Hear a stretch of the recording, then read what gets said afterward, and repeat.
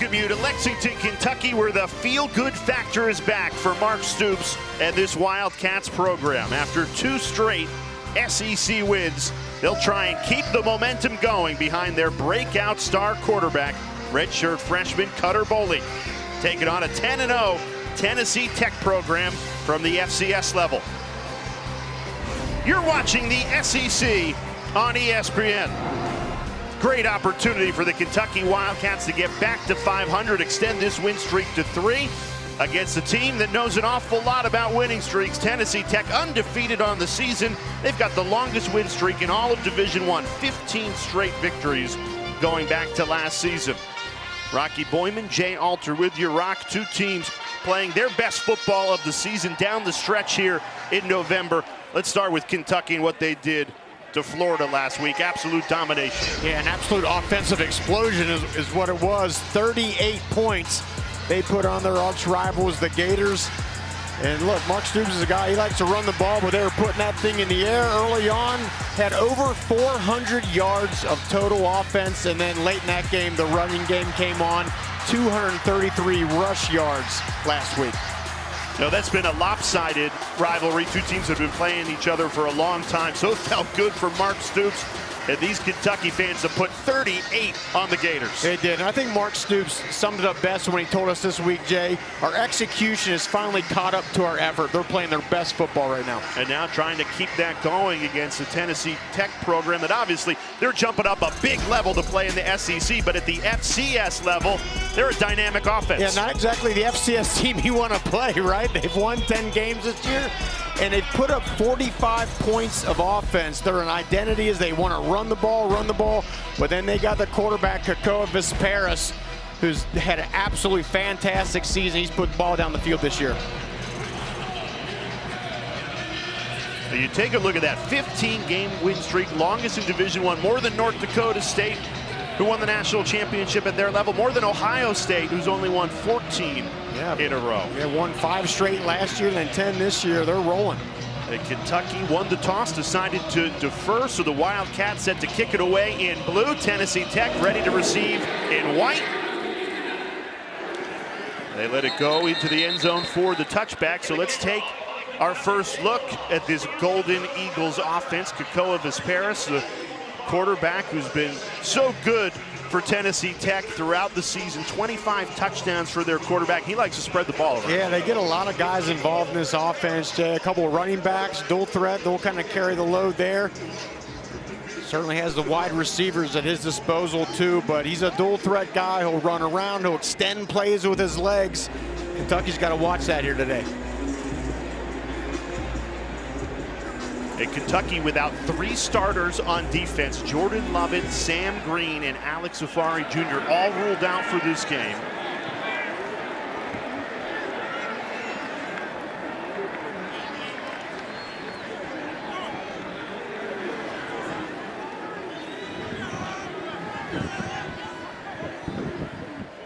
And after a delay on the field, we are ready to go. Opening play from scrimmage. Visparas goes under center. Quick handoff on the end around. Aiden Little's gain of 2. This is a Kentucky defense, Rocky, that is playing so well in the month of November. Just 10 points allowed in their last 2 SEC wins. Yeah, it's been wild. I mean, just give up 3 points to Auburn, then 7 last week to Florida. You mentioned those 3 guys that they're going to be without. That's some of their core backbone players. We'll see if some of those other guys can step up here today.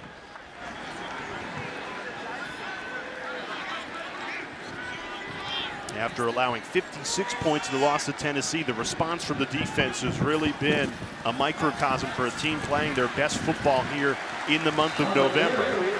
Dave Red Rayner makes a stop after a gain of 3, and that sets up a 3rd and manageable for Kekoa Visparas. Yeah, and Bobby Wilder, their head coach, told us this week he's like a duck on the water, right? On the surface, he's just calm and cool, which is the kind of demeanor you want for your quarterback, especially if you're coming in here to Kroger Field taking on an SEC opponent. The 2nd at the FCS level in completion percentage. Very accurate thrower of the football. Will be tested here on a 3rd and 5. And that trip formation at the top is Trey Holloway. That's his #1 target up top. Sparris looks left, trying to pick out Tramel Jones, and he missed him. So Kentucky forces a 3-and-out on the opening possession, picking right where they left off against Florida and Auburn before that. Yeah, and the length of this defense, Jay, especially on the back end. They got some tall athletes in that secondary, some great linebackers. Get what they want here to start this game, force the punt. So Spencer Ashby, a sophomore from Australia, out to punt it away. Kendrick Law ready to receive it. You know, Kentucky's had some trouble in the punt return game. They've had 4 fumbles on punt returns this season. Swirling wind today, gusts up to 30 miles per hour, and that wind goes in Tennessee Tech's favor. Law has to field it on the bounce, but a terrific punt for the Golden Eagles. Spencer Ashby, 55 yards, and that'll set Cutter Boley and this Wildcats offense back. What do you like about Boley, the way he's playing? Number one thing, Jay, his accuracy has been absolutely incredible. I mean, you're talking for a redshirt freshman. I mean, just in the last 4 games, 74% completion percentage. In my opinion, you and I, we do games all year, Jay. That's my number one quality you want in your quarterback. When you have open guys, does he put it on the money? Boley's doing that right now. And he has become the face of this second half of the season surge for Kentucky, playing so well the last 4 games of this season, winning the last 2. Trying to make it 3 straight wins today. Hands it off on first down. That's Seth McGowan. And as we mentioned, Cutter, the last 4 games has really been on a tear. 74% completion percentage, just shy of 1,000 yards passing. The thing you'd like to clean up is that interceptions. 5 interceptions in the last 4 games. And this is a unit for Tennessee Tech. They'll move around, they'll change that picture on the back end to try to keep Cutter Boley guessing.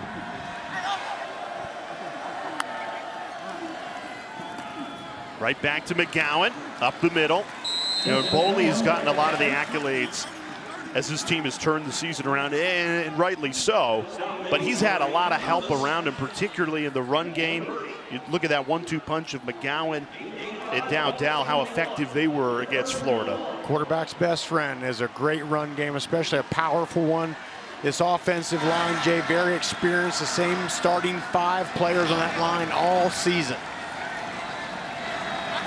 3rd and 1 here. They keep it on the ground. First down, Kentucky. Getting a good push up front. McGowan's had all 3 carries on this opening drive. That one gains 9 to move the chains. And the challenge for Tennessee Tech is, or for Kentucky, is up front. Tennessee Tech, they like to do a lot of movement, right?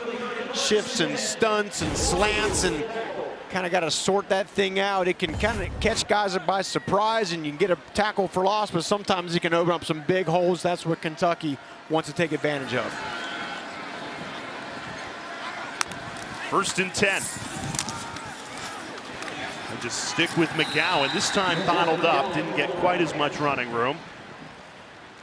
And if you're thinking, why is Kentucky coming out and running the football? Look at the difference in the trenches.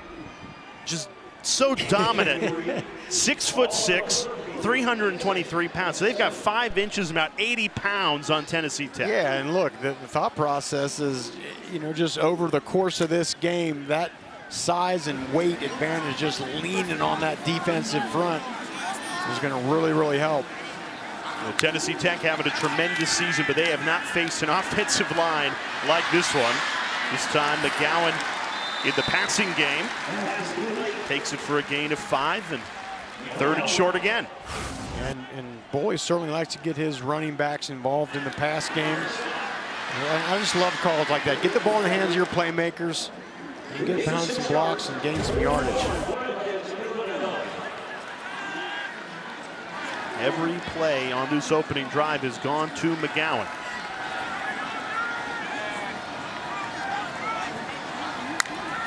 Third and 1. Right back to McGowan. Trying to churn those legs, extending that football. Needed a yard, and he got it. Forward progress, says McGowan.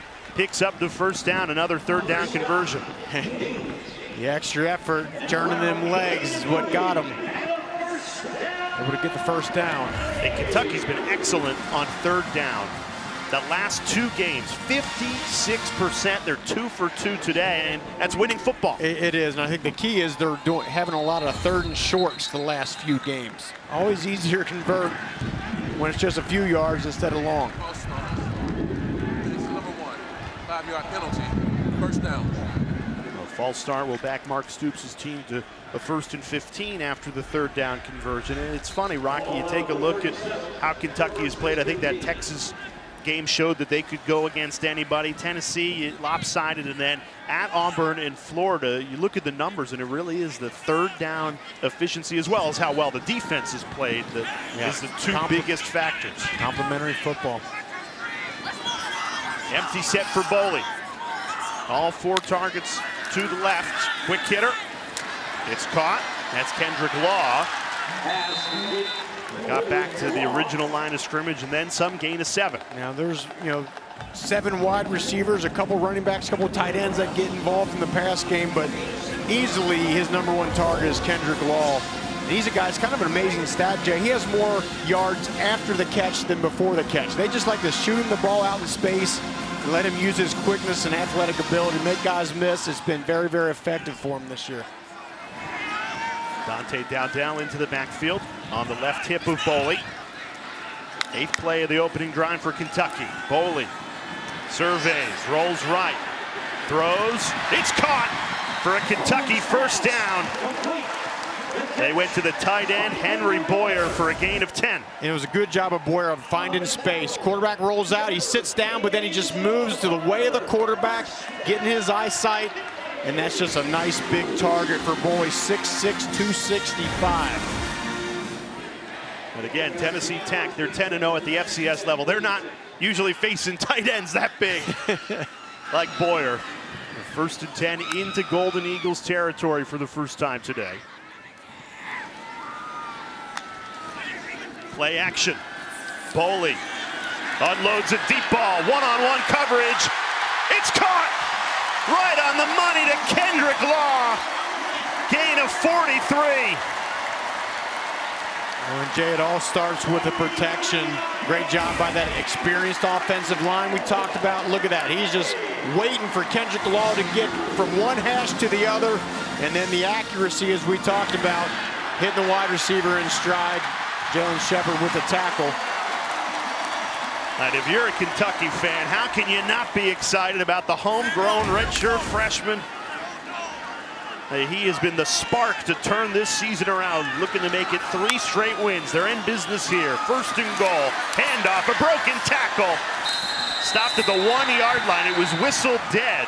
Kentucky did end up pushing McGowan into the end zone, but it was whistled dead at the 1-yard line. Well, and for Tennessee Tech, it was Theron Gaines, their great linebacker, number 9. Want to keep an eye on him. He's a great playmaker, a potential next level guy. He came up and made a great stop. Watch him, he just like a good linebacker, sorts out the trash here, fights off the block, and then knows where the goal line is and tries to pull the runner back.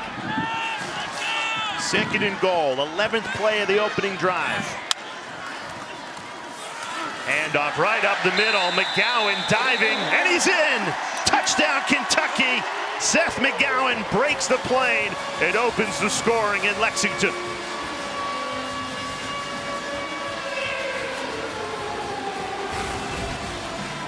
And this is just man-on-man offensive line. Look at the push.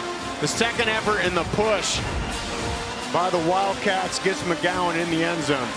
Impressive opening drive for Cutter Boley, Seth McGowan, and this Wildcats offense. They go 88 yards at 11 plays, and they take 6 minutes and 37 seconds to do it. That's a Mark Stoops kind of drive, right? Yeah, exactly. 6 minutes, 30 seconds, run, pass, good balance, big plays.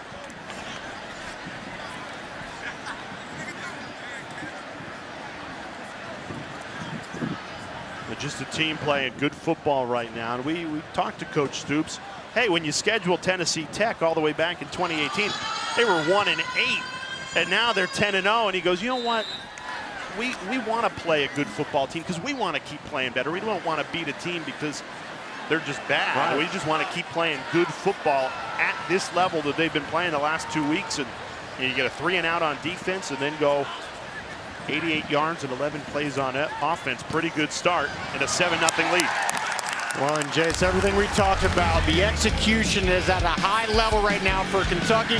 Great blocking up front. Nice route by Kendrick Law and a perfect throw by Cutter Boley. They cap it off with the rushing touchdown. 7-0 early here at Kroger Field.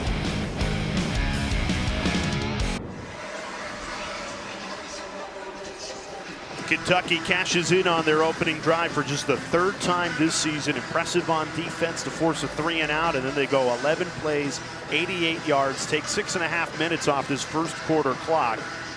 Really couldn't have scripted it any better for a team looking to get back to 500 and make it 3 straight wins. Yeah, they look like a team that is still riding that momentum of the last 2 weeks, playing well. As we mentioned, the execution is exactly what you want if you're Mark Stoops. You don't want to come in this game and just kind of ease into it and start fumbling around. They started the game with a bang.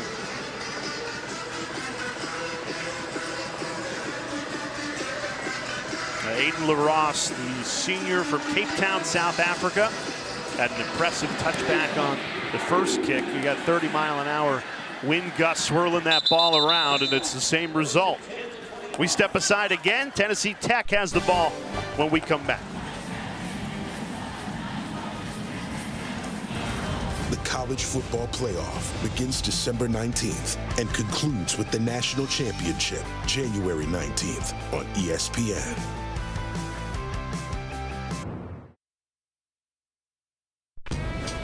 You know, coaches aren't supposed to have favorite players, but Tennessee Tech head coach Bobby Wilder certainly does. That's his son growing up throughout the years. Drew, who is the starting center in his senior year, Drew transferred in so he could play for his dad. And talking with Bobby this week, he said, we do everything together. We live together, cook clean, and, you know, he's wearing the sweatshirt. Look at that big number 55. Dad's rocking it. Yeah, and he said he's a good roommate too. He keeps, you know, he's tidy. He's not a messy roommate. That's exactly what you want. But I mean, what a blessing for Bobby Wilder to be able to coach your own son at the college football level. Amazing. Yeah, he said he is now one of only 4 coaches in the history of college football to coach 2 sons at 2 different schools. He coached his eldest son when he was at the helm of Old Dominion. Drew playing at Eastern Illinois, been through a terrific football journey. We just showed you the pictures of Pee Wee football and now finishing your career playing for Dad. Yeah, I mean, what an experience. That's something you'll have the rest of your life. Some great memories, great moments they'll share. It's going to be tough sledding for Drew Wilder and this Golden Eagles offensive line going against a Kentucky defense that has held the last 2 SEC opponents they've faced to a combined 10 points. Disparis throwing. He's caught by Maury Sullivan. And for Disparis, you know, he's from Eastern Washington, got him in the portal, and he had the #1 completion percentage in FCS football last year. So Bobby Wilder said, that's the guy we want. We want the guy that has had production at the college level. They went and got him, and he's been a fantastic player for him. Yeah, we asked him, how do you get to 10-0? He goes, well, I'm a pretty good coach when I got good players, and Disparis has certainly been a big reason why. Any coach, Nick Saban, any of them will tell you, great players make great coaches. Play clock down to 4. 3rd and 5. Disparis. Protection. Holds up well. Nobody open, though. Disparis. Wrestled out of bounds. Good pursuit of the football. Hardaway, the senior out of Columbus, Georgia, chased him down. Loss of 1. And the Golden Eagles forced to punt it away. Great speed on the back end. Looked like Disparis was going to be able to get around the edge. And it's just got shut down by Hardaway. Could be a busy day for Spencer Ashby, the sophomore punter who had a nice boot on his first attempt, 55 yards.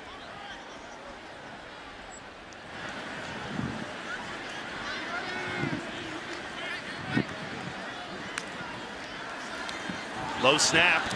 Ashby, just a line drive, total miss hit. Now the low snap did him no favors. This will be good field position for Cutter Boley and a Wildcats offense that's already in a good rhythm.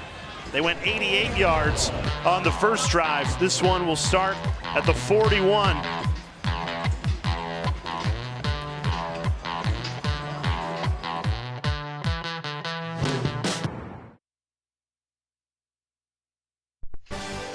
Week 12 in the SEC continues later today, 4 Eastern Time. New Mexico State taking on Tennessee, and then Mississippi State at Mizzou is the nightcap. Rocky Boyman, Jay Alter with you. We're like you. We got all the college games going on either laptops or monitors, and we just peeked over at the score during the break.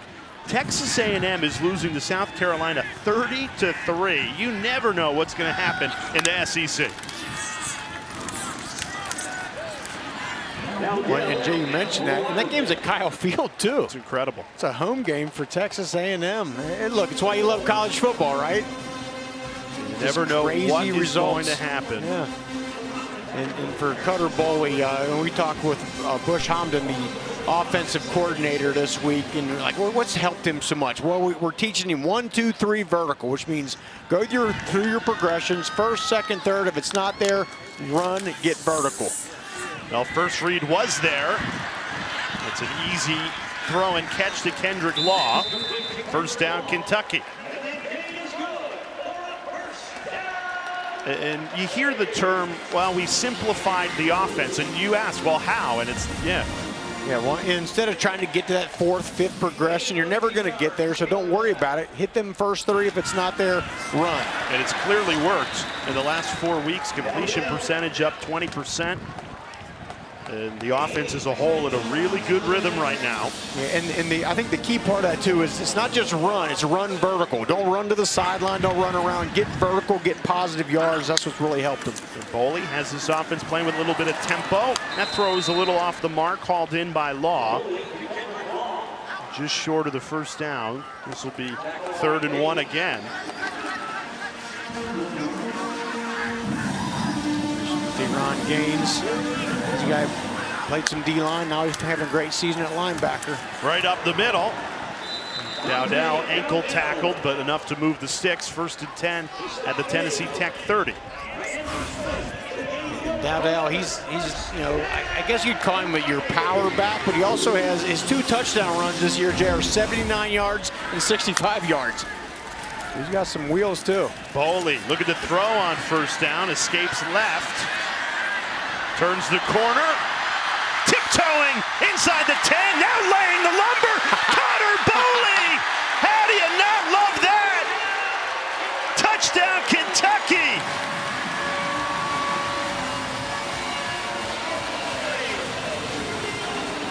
Cutter Boley on an incredible 30-yard scramble, the last 5 of them, using that extra effort to bulldoze his way in. And that's why they love this kid down here. He's a local guy, and look, I said he'd run vertical. This wasn't vertical, but don't take this. How about lowering the shoulder? Boom! I mean, that is kind of effort and physicality running over Jamison Wharton there to get into the end zone. That's what these fans love so much.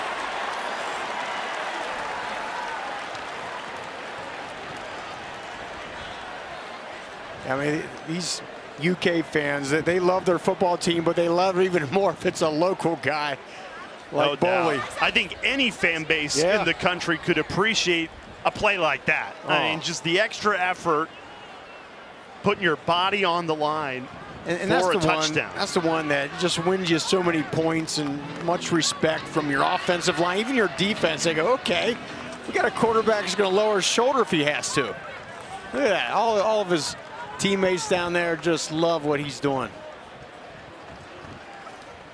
Now, lengthy review here. We showed you a couple of replays. I mean, Boley clearly was in. Now the extra point.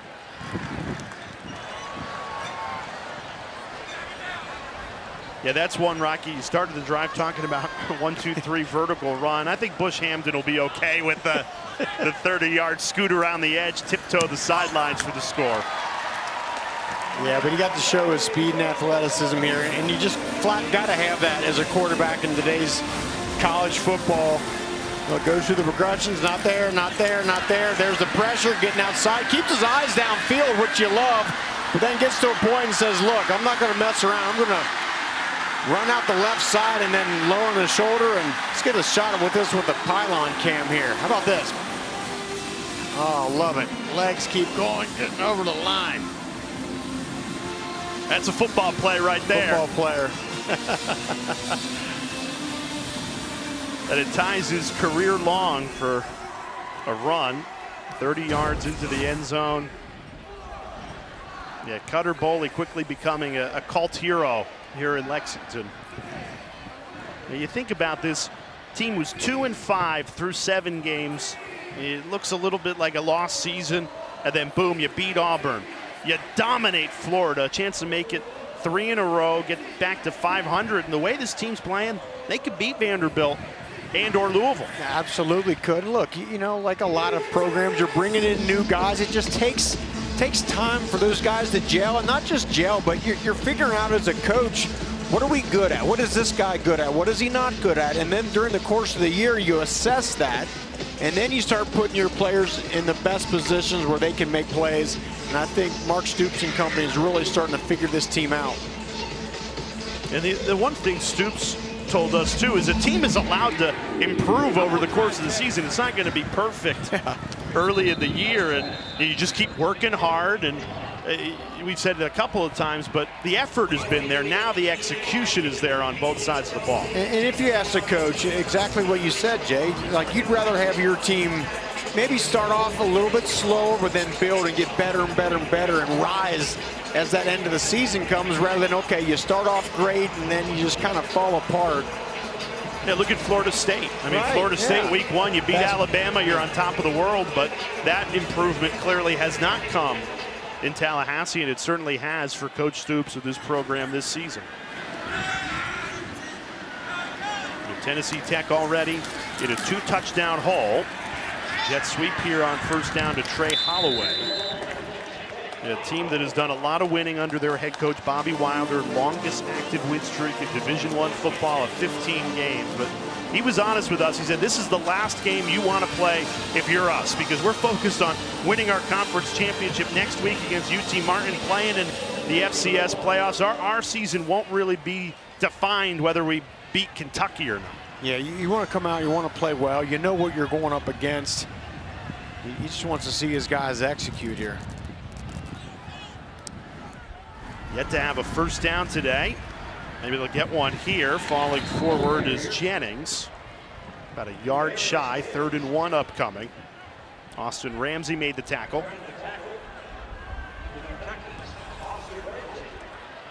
This defensive line for Kentucky really playing well.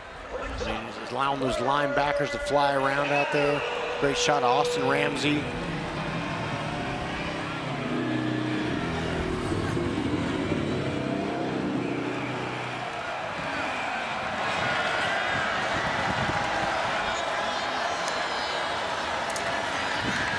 Go back to Jennings, pushing that pile, churning those legs for the first down.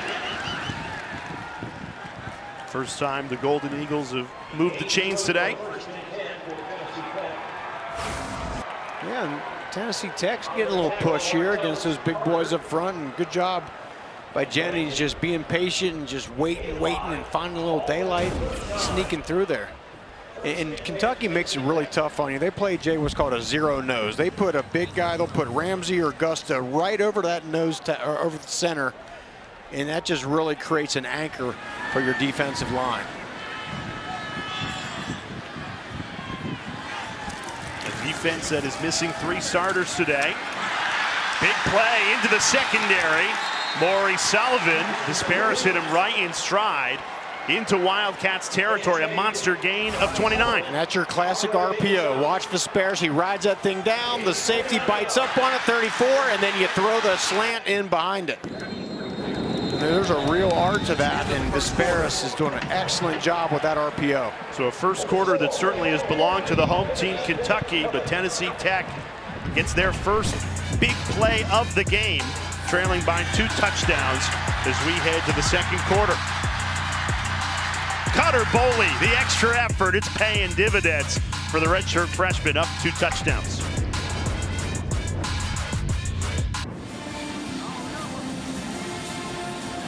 You're watching the SEC on ESPN. Start of the second quarter. Rocky Boyman, Jay Alter with you.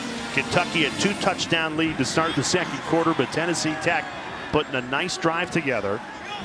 1st and 10 in Wildcats territory. Vesperis scrambling, decides to tuck and run and slides just short of the first down marker. That's what he's so good at. Exceptional athlete, doesn't mess around. Goes through his progressions, it's not there, boom, he's going to run it. That's going to be the challenge for this D-line. You want to rush, you want to get after the passer, want to get a sack. Can't open up those rush lanes. Hey, that's what you were talking about with Cutter Boley. 1, 2, 3, vertical run. Vesperis doing the same thing there.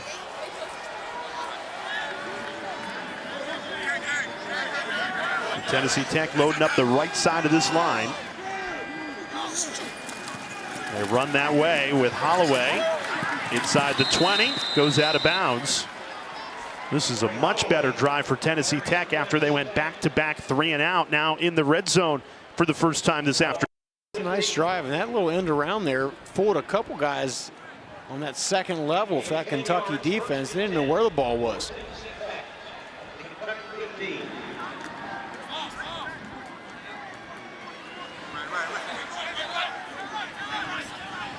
First and 10 from the Wildcats 15.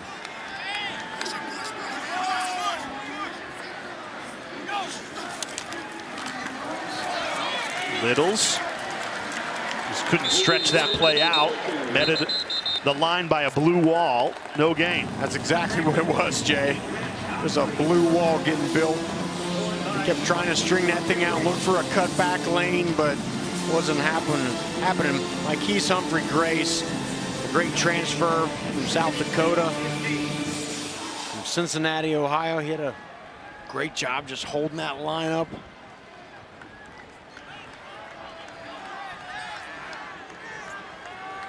Well, they've struggled to run the ball today. The success they have had is come in the passing game with Vesperis. And he's set to throw here.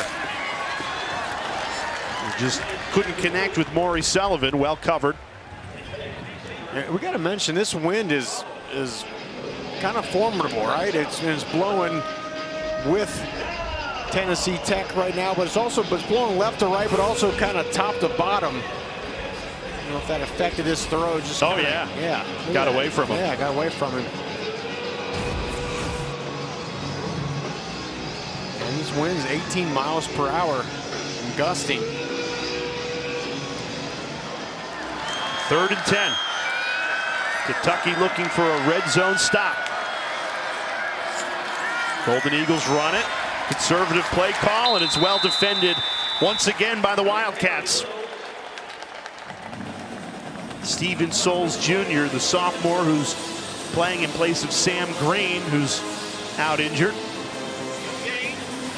Green's been such a good player for this Kentucky defense. And you mentioned the wind being a factor. Well, poor Dom LeBlanc, the sophomore kicker for Tennessee Tech, he's going to be kicking with that swirling wind. Now, it is behind him, but we were down on the field earlier. It could send it any which way. I think he's going to have to aim it left and let that thing carry back right.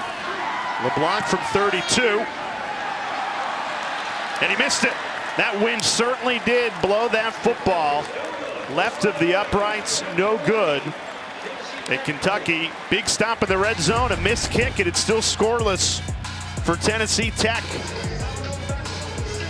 Wildcats, 14-0.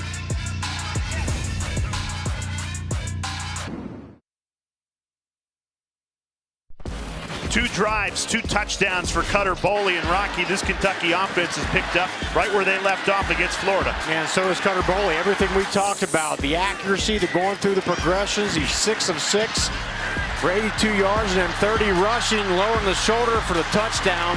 That got this crowd fired up. Again, it's easy to see why they're so excited about the young redshirt freshman quarterback in Boley. 14-0 lead, just got the second quarter started. That's Kendrick Law. And they get the ball in his hands so effectively. And for good reason, gain of 5 there. Take a look at the first 2 Kentucky drives. Both resulted in touchdowns, and they did it in different ways. Yeah, they did. And that's, again, the complimentary football that Mark Stoops has been loving these last couple weeks. And he even said in the press conference this week, look, I want to run it, but if we're throwing the ball the way we are, we'll do that too. Boley 7 for 7 through the air today. Quick hitter. Right back to Law, who picks up the first down. And what a weapon for a young quarterback when you can rely on Kendrick Law, who's been the top target for Boley since he's come in, and for good reason. So reliable. And it's especially good, Jay, for a younger quarterback. He's still figuring the game out. You want to have somebody that you can just shoot the ball to and let them make a play. That helps build your confidence. In Boley, you don't have to throw the ball 15, 20 yards down the field all the time. Shoot it to your playmaker and Law, let him go do the rest. The pitch running left, it's McGowan, cuts back. Flag comes out, right to the line of scrimmage.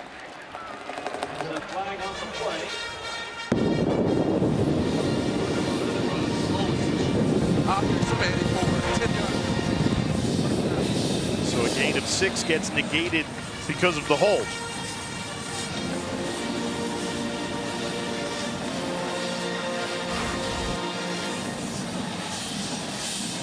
Yeah, it looks like toward the bottom.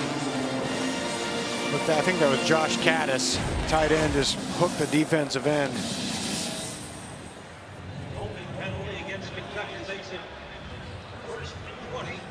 That's the one thing Mark Stoops will be on these guys, regardless of opponent, right? Even if you win this game, you got to do it by playing clean, good football. You don't want a holding call to push you behind the sticks here. Boley throwing. That one got away from him. First incompletion of the afternoon. Fred Ferrier didn't have a chance of that ball.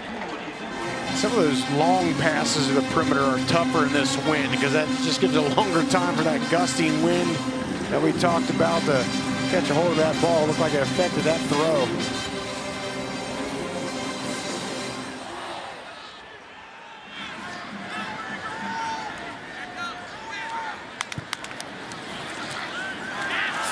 Big hole opens up. There is a flag down at the line of scrimmage. But the official was in on that tackle too. Good to see him pop back up. Offsides on the defense.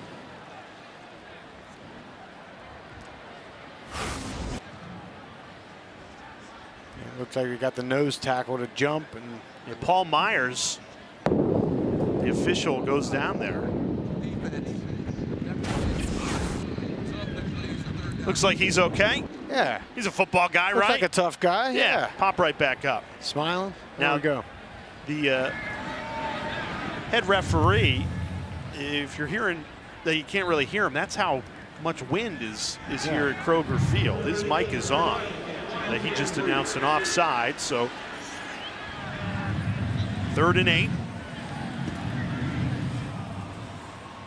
Elected to take the run instead of the penalty. Tennessee Tech showing pressure right in those A-gaps. Drop one out. Boley trying to keep the drive alive on a 3rd and 8. Flush to his left, throws on the run, and it's dropped. J.J. Hester could not hang on. And another flag, 3rd straight play that we've had a flag in this game. Holding. Offense number 3. That penalty is declined. 4th down. Penalty declined, forces Kentucky to punt it away. Aiden Ross in punt formation for Kentucky. After 2 impressive drives that resulted in touchdowns, that one stalls out. And again, you get behind because of the hold, and penalties start to pile up on you, makes life difficult. Aiden LaRosse.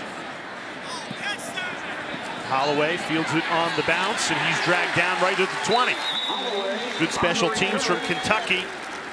A long field for Kekoa Vespera, so this Tennessee Tech offense down by 2 touchdowns when we come back.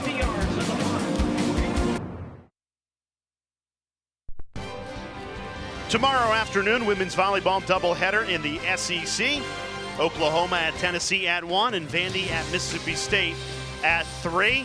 Hey, here in Lexington, you know about SEC volleyball. UK clinched a share of their 9th straight SEC championship last night. An incredible dynasty in the SEC on the volleyball court, and they'll be in the mix to win a national championship this season, something to follow throughout the rest of the fall.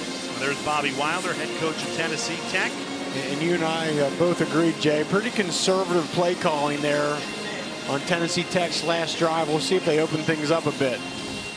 He told us, look, this season's not going to be defined by how we play Kentucky. They're looking to finish out their FCS season next week against UT Martin and hopefully advance to the FCS postseason. You take a look at the OVC standings. They're in the driver's seat, but they play UT Martin next week. So he said he needs to get through this game healthy above all else. It's a tough thing, right? Because you're here and you got a great team. You want to put it out there. You got players that, you know, when's the next time they'll play an SEC opponent? They're all fired up, but you also, in the bigger picture, don't want to get guys hurt as you're making a playoff run, and they've had such a fantastic season. So it's a tough balance that Bobby Wilder has to try for today. 2nd and 4, Visparis gets it out quickly. It's caught for a Tennessee Tech first down. Maury Sullivan.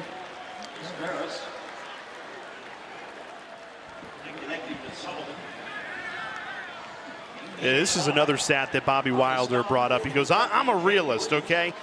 FCS record against the SEC, 0-11, average loss of 45 points. So if we go in here and, you know, play to absolutely win and shock the world, but we lose 10 starters doing it due to injury because we're playing too hard, that's not worth it, because our goal is, you know, ultimately to get to Nashville, Tennessee, an hour down the road on January 5th to try and win an FCS national championship. It's tough on, you know, your philosophy versus the reality of it. And look, the FCS championship is what they're playing for. That's intercepted.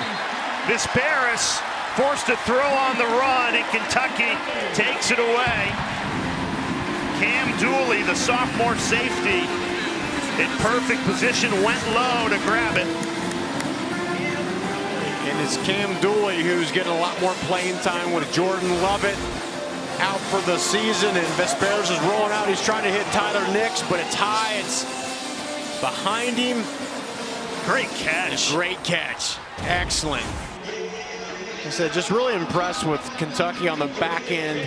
Their length, they got the size, they got the height, but they got guys back there that can run. When you can run, good things happen. Balls pop in the air, you can track them down, get it back to your hot offense.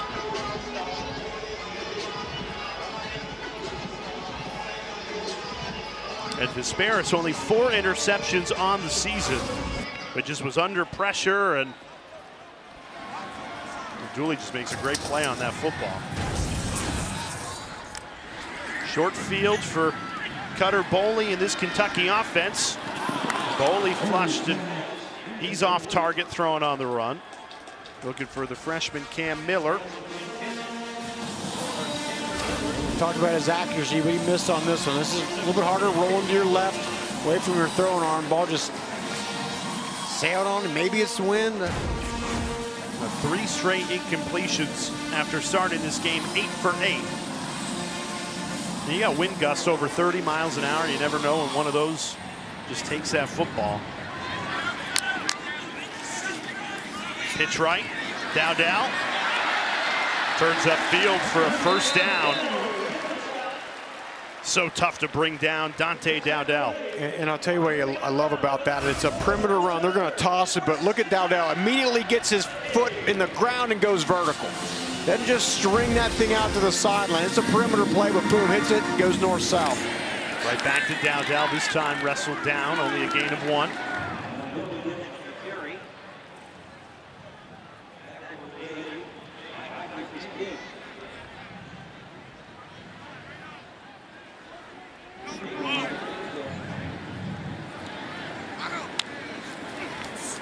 Boley steps up, throws, it's caught, first down Kentucky.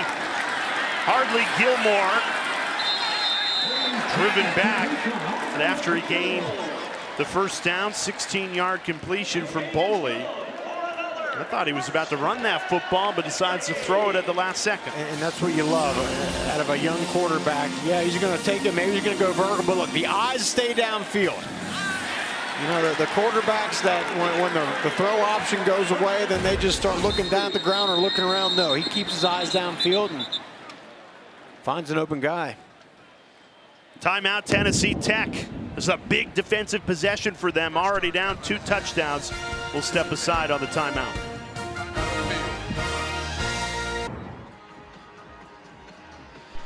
Eventful Saturday in the SEC. You could say that every Saturday, but on ABC, 3:30 Eastern Time, Oklahoma at Alabama, and then Texas at Georgia. Kind of the new guard versus the old guard. The old school, Alabama, Georgia, and then the new guys, Oklahoma and Texas. And Texas, of course, playing a lot better. And you take a look at the standings. There's a lot to play for at the top.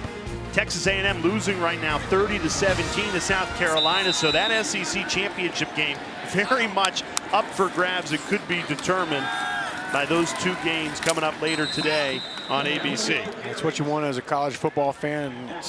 Season's coming down to the wire, and there's still a lot up in the air, not just in the SEC, but a lot of these conferences. And then Mark Stoops told us, you look at where Kentucky is, and they're part of that log jam. He said there's a ton of teams just at that 2-win mark, and it's tough to win in this league. Yeah, it's the beauty and the curse of the SEC. You got a bunch of great teams that just beat up on each other and cannibalize each other throughout the season. Cutter Boley on 2nd and 8, checks it down. Kendrick Law runs underneath that one. That football got loose. Andrew Smith ended up with it, but they say Law was down before it popped out. A mouthpiece, a tooth, or something flew out here. I'm not sure exactly. You hope it's a mouthpiece. Let's watch this. Yeah. Helmet clip? Not sure. Boys are hitting out there. Tennessee Tech playing hard. They are just outsized in this one, particularly in the trenches. McGowan takes advantage of that offensive line, picks up the first down. And we showed it to you earlier, but Kentucky has an average of 5 inches and 80 pounds on their offensive line against the Golden Eagles defensive line, and they have used it early and often to their advantage. And that's why you see Tennessee Tech shifting like right before the snap as they did on that last play, slanting, darting in, trying to create an advantage through movement rather than size, which they don't have. 8th play of the drive. Keep it on the ground. McGowan driving forward. Dowdell and McGowan, a terrific dynamic duo out of the backfield. Boley gets all the headlines, but he's got a great run game to lean on. Yeah, great run game. As we mentioned, 2 great running backs, but the offensive line, the size, they're physical, really excel at run blocking. Boley throws, got it out quickly to find Law. That'll bring up 3rd and short, right to the 5-yard line. There's a flag down that flew in late.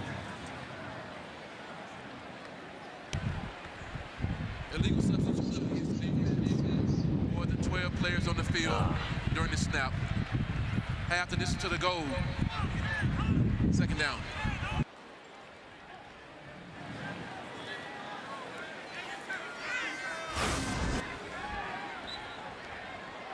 And Tennessee Tech just got caught in the sub game here. Yeah, you can see that it looked like number 2 came on late. Same thing, they're still trying to get guys off the field. This time they do it successfully. Law in motion. Hand off McGowan. And he rumbles in for another Kentucky touchdown.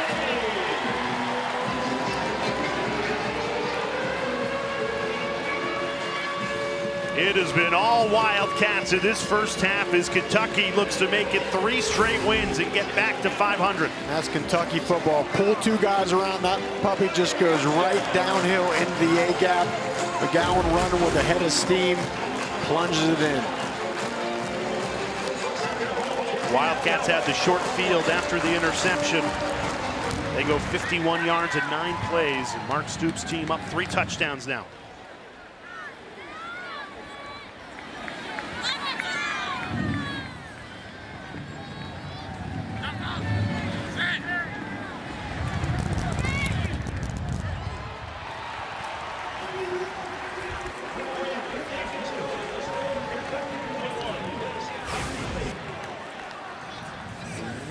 They're physical, but they got a little flair at the end too. Does McGowan? You dance like that, don't you, Jay? I was about to say, I don't think you'd catch Rocky Boyman doing that on a football field. It's not my style, but look, whatever juices these kids up. Hey, Kentucky's feeling it right now. I think that's just kind of the sentiment of the program. You're 2-5 after 7 games, a lot of uncertainty, and then looks like it's going to be a lost season. Boom, you beat Auburn on the road. You hammer Florida 38-7, and then you didn't know what was going to happen today. Obviously, they were a big favorite going against an FCS opponent, but Tennessee Tech, they're undefeated on the season. If you go back to last season, they've won 15 in a row, so you just wanted to make sure you come out and handle your business, and that's exactly what they've done in this first half. Yeah, that's right, and it's the mindset, Mark Stoops was preaching to his team all week. Yeah, not just any FCS team. This is a really, really good one, but, so far they've really just continued playing the way they have the last 2 weeks, all 3 phases.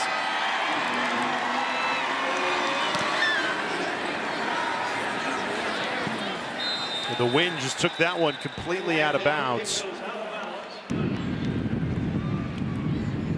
They got a bound, freaky got a bound, kicking team. Byru, the ball being placed at the 35-yard line, first down. I think Aiden Ross just tried to squib that ball, and it took off on him. But it shows you how gusty this wind is. And it's swirling in multiple directions. And if he can blow a squib kick out of bounds, that tells you something. Kentucky's defense back out onto the field. Tennessee Tech will start from their own 35-yard line. Wildcats trying to keep the Golden Eagles scoreless in this first half.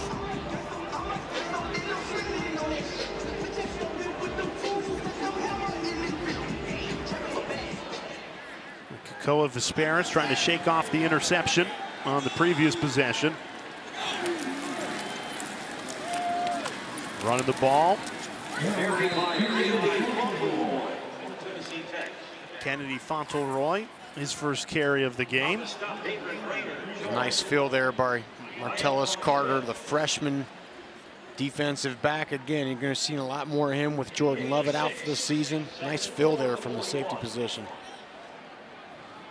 And this is a good game for Kentucky to reconfigure their defense, a unit that lost 3 starters last week in the win against Florida.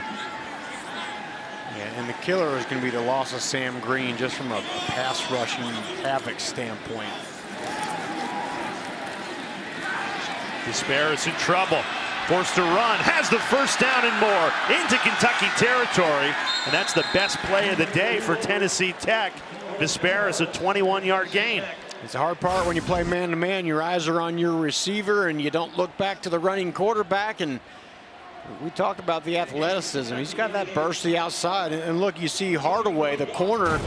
I don't think he saw Vesperis until he was more than 20 yards down the field.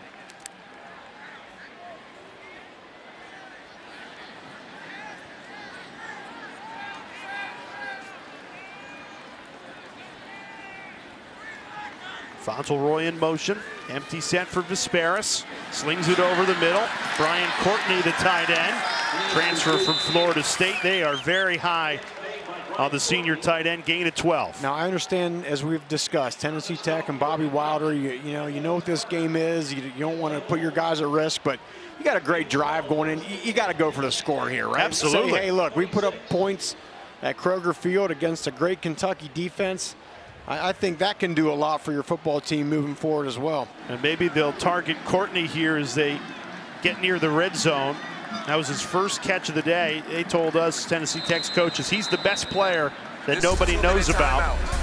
Keep an eye on 83 as Tennessee Tech looks for their first points of this first half.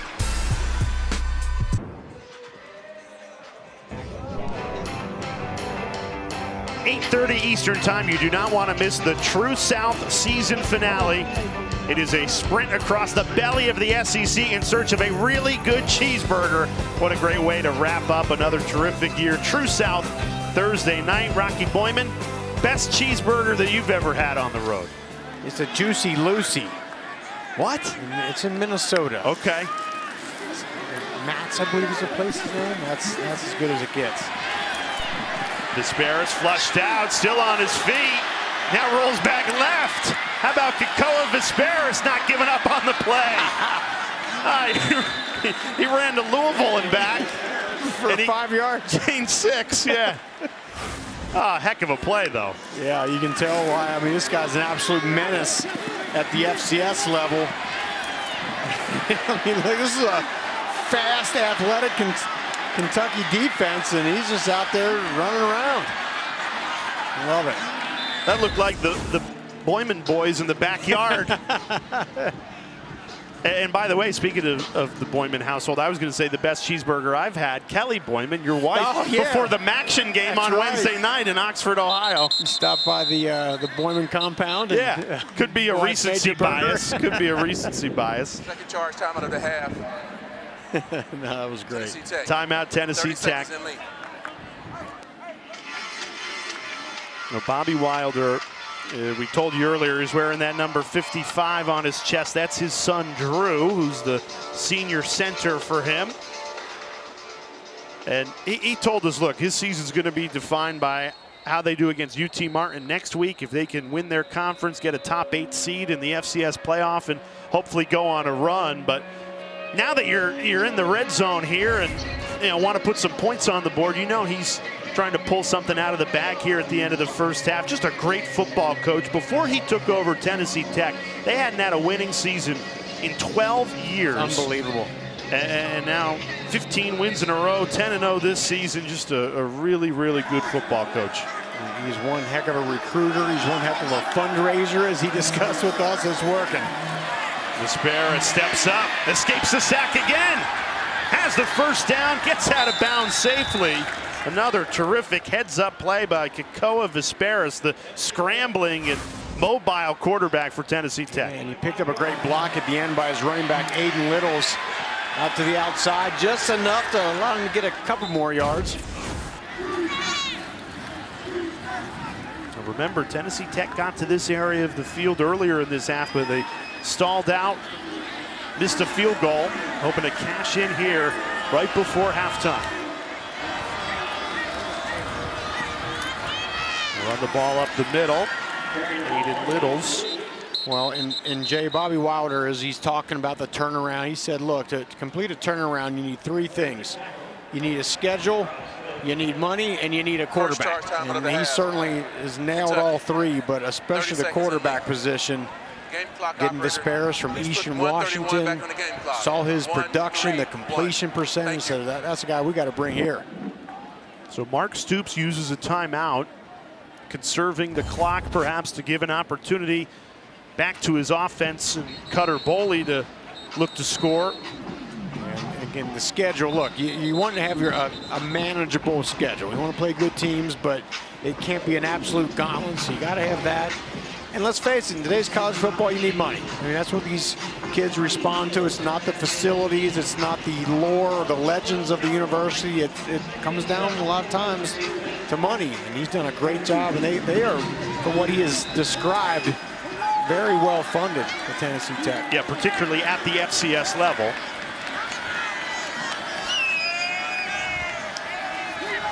Visperas rolls right, throws on the run. It's caught. Tramel Jones makes the grab, bounced out of bounds. Mark Stoops gets to keep a timeout in his pocket because Tennessee Tech goes out of bounds there. I'm Tennessee Tech here. I'm giving Visperas a 2-way go here. He's been incredible with his legs on this drive here, and that's Kentucky's issue right now. They got to make sure they cover their guys, but keep eyes on the quarterback. I imagine we'll see some zone defense here so they can keep a hold of Visperas. Up the middle with Fauntleroy, and he's taken down. Davron Rayner all over that one, the middle linebacker. And David Rayner, of all the great players on this Kentucky defense, he might be the most important. He's aggressive, he disrupts, he causes havoc, he comes downhill. SEC Co-Defensive Player of the Week last week for the performance against Florida. 30-second Timeout Kentucky. Stops the clock at 1:20. You had a decision to make. If you're Bobby Wilder and Tennessee Tech, you were in this exact same position earlier. You went for the field goal attempt and you missed it from 32. Wind has played a factor this entire first half. Do you go for this on 4th and 3? If I'm Bobby Wilder, I'm looking at my play call sheet. I'm finding my best, most creative play and say, look, let's try a touchdown. Let's try for a touchdown. Let's come in here to Kroger Field, try to put 6 points on the board. That looks exactly what they're going to do. I think you got to keep an eye on big number 83, Brian Courtney, that tight end from Florida State. He's in that trips formation at the top there on the hash. 4th and 3. Tennessee Tech leaves their offense on the field. Kentucky brings 4. Vesperis flush to his right, throws, it's caught, and it's to Brian Courtney, and the Golden Eagles strike with 1:18 left in this first half.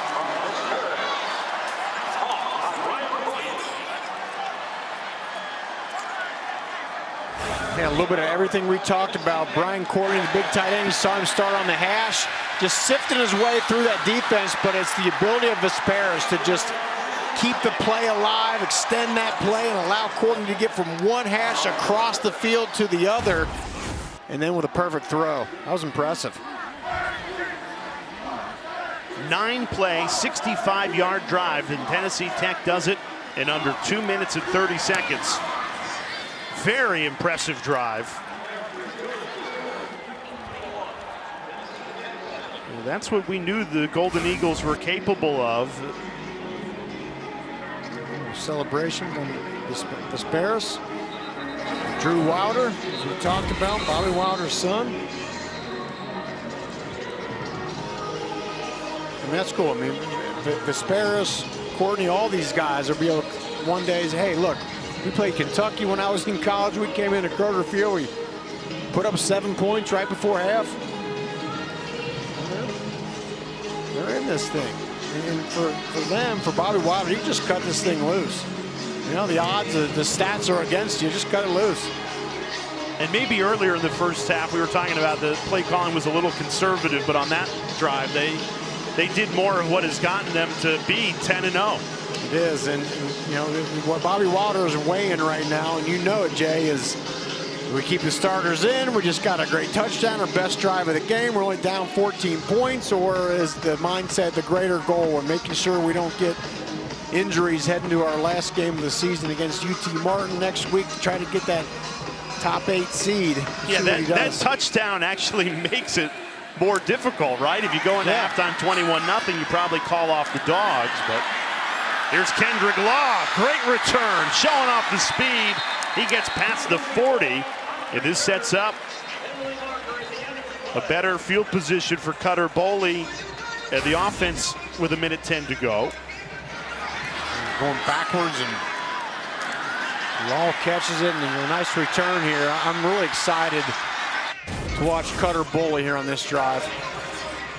After the play, personal foul, late hit number 31 of the kicking team. The 15-yard penalty will be assessed from the end of the run. Wow. First down. So a late hit called against Tennessee Tech. This is going to give Cutter Boley and the Wildcats offense the ball in Golden Eagles territory. Yeah, I'm not sure. Yeah, it was the what kicker, the thought Dom process LeBlanc. was. Yeah, by the kicker, hitting Kendrick Law, but They get at the 45-yard line. unbelievable. So Kentucky with a great opportunity to answer here. They got 70 seconds and 1 timeout. Yeah, this is money time for Cutter Boley. See what he's got in this 2-minute drive. Play action. Boley slings it to Law.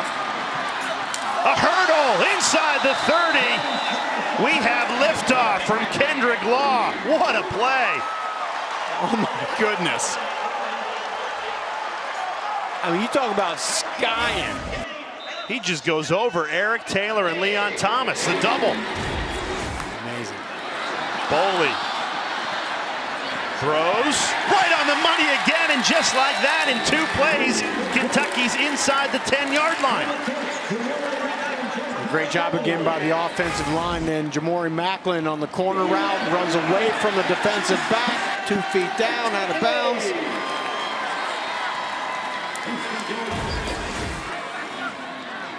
Well, time's not even a factor now, with still 53 seconds left, 1 timeout, 1st and goal. It forces Kentucky to run the football. McGowan down right at the 1-yard line. And McGowan's trying to struggle to get in. You see those offensive linemen flying in, trying to push him across the end zone line.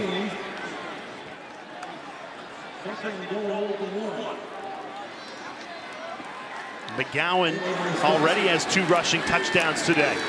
It's 3 here. They give it to him, and he's in. 3 rushing touchdowns in this first half for Seth McGowan.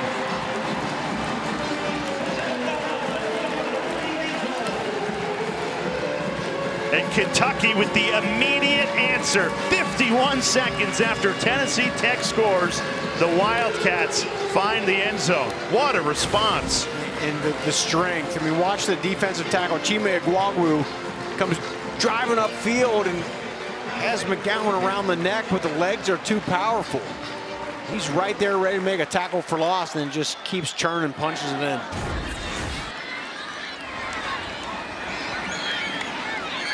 All 4 Kentucky touchdowns today have come on the ground. 3 of them belong to McGowan. And that's a body blow for Tennessee Tech. You know, the Golden Eagles, you put together that drive to cut it to 14, and then bang, Kentucky hammers them in just 51 seconds. They go 45 yards at 4 plays after the long return by Law. Well, we were just discussing, Jay, what's Bobby Wilder going to do? Is he going to maybe leave the starters in now? A drive like that, that makes it tougher. But, I mean, just watch the leg drive through. And watch the hurdle, the athleticism. Whoop! Wow. He jumped over top of Leon Thomas, who goes 5'10". And Kentucky gets the ball to start the 3rd quarter. So an opportunity to really separate if you get the touchdown going into halftime and get the touchdown coming out of halftime to start the 3rd quarter.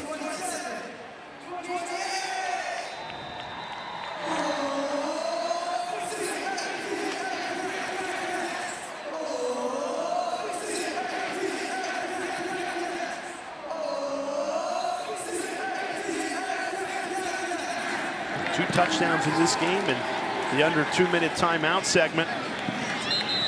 Tennessee Tech will likely run this clock out and go into halftime trailing by 3 touchdowns.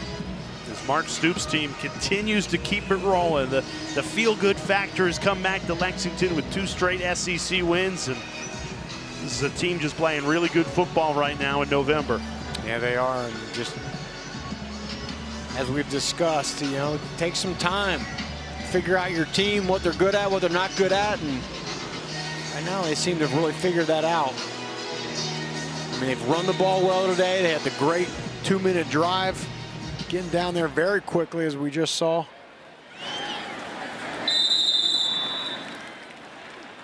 As we predicted, Vesperis takes a knee, and that will do it for this first half. Mark Stoops with his Wildcats team well on their way to getting back to 500 and extending this winning streak to 3 in a row.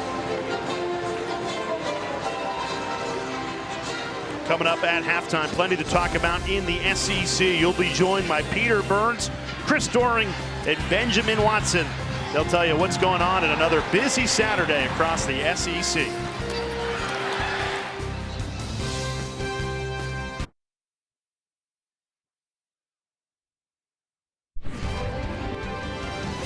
Time here in Lexington, and it is a beautiful November Saturday for football. Man, it make for good horse racing weather too. That's downtown Lexington Thoroughbred Park. I'm having FOMO because we just missed the Keeneland Fall Meet, which is iconic here in Lexington. And You want to avoid some FOMO. You want to tune into these shows this week on SEC Network. They'll have you covered. Paul Feinbaum, SEC Now, Read and React. They'll be talking, I'm sure, the coaching carousel. Who's going to make the SEC championship as this season enters the stretch? We are looking forward to that in the week to come. Still football to be played here in Lexington. We'll be right back with the second half between the Wildcats and Tennessee Tech.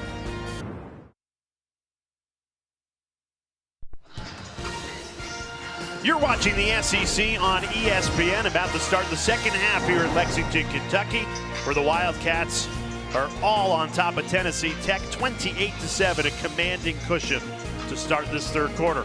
Hi, everybody. Alongside Rocky Boyman, Jay Alter with you. This Kentucky offense looks real good, Rocky. 4 touchdowns and just really dominant in that first half. Well, they really emerged the last 2 weeks, and they've picked up right where they left off, both running and passing, and in particular, it's been the running game. 113 rush yards in that first half, and it's been McGowan who's been doing a lot of work, but also Cutter Boley laying the wood down, getting his boys fired up, playing physical out there.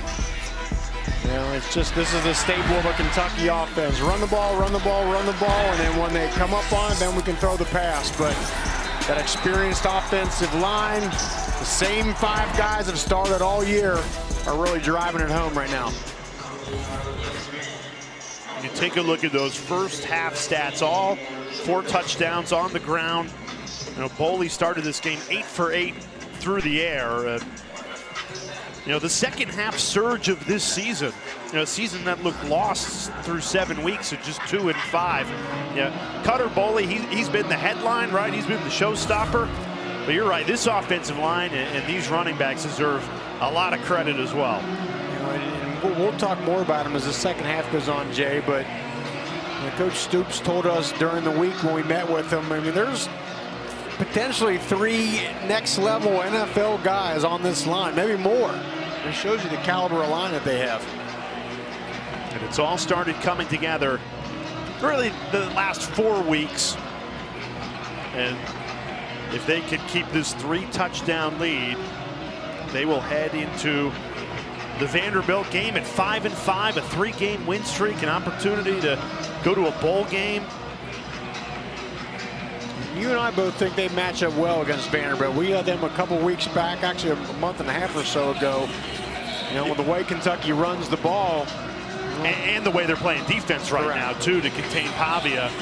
I just think that's a game that's right there for the taking. But first things first, this second half, Kentucky will get the ball to start it, already with a 28-7 lead.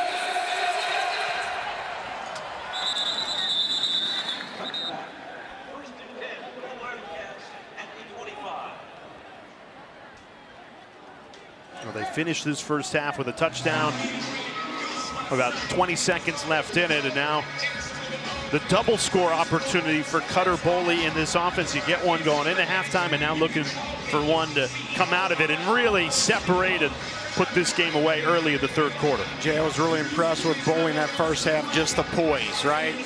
You know, calm and cool. He's going through his progressions, doesn't look rushed out there, doesn't look like things are moving too fast for him. It's impressive for the freshman. Dowdell starts in the backfield. Boley swings it out to Kendrick Law. Those Law's long return that ignited the late touchdown drive at the end of the first half. And he's got 9 receptions already in this game.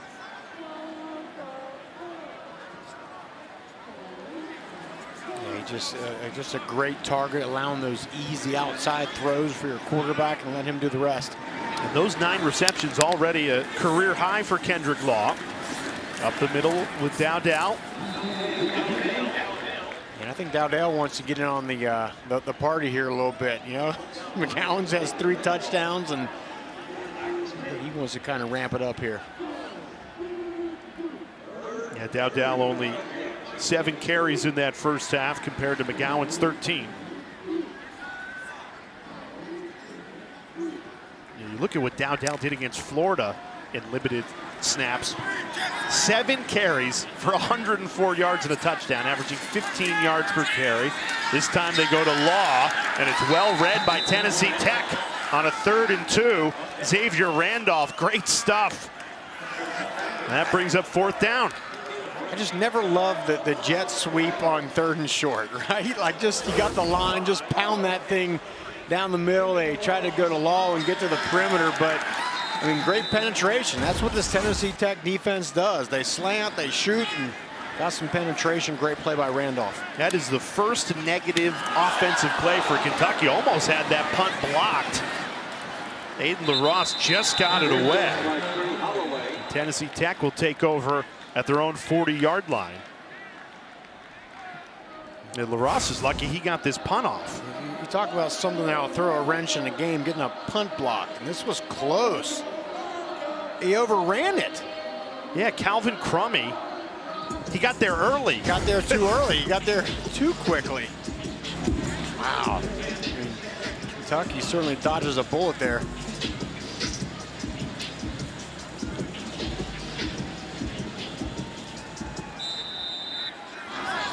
Koa Vesperis on the touchdown drive. It was engineered by him really using his legs, extending plays. And here he is scrambling on 1st down, throws. Great catch. Maury Sullivan hauled that in. Wow, he got one down.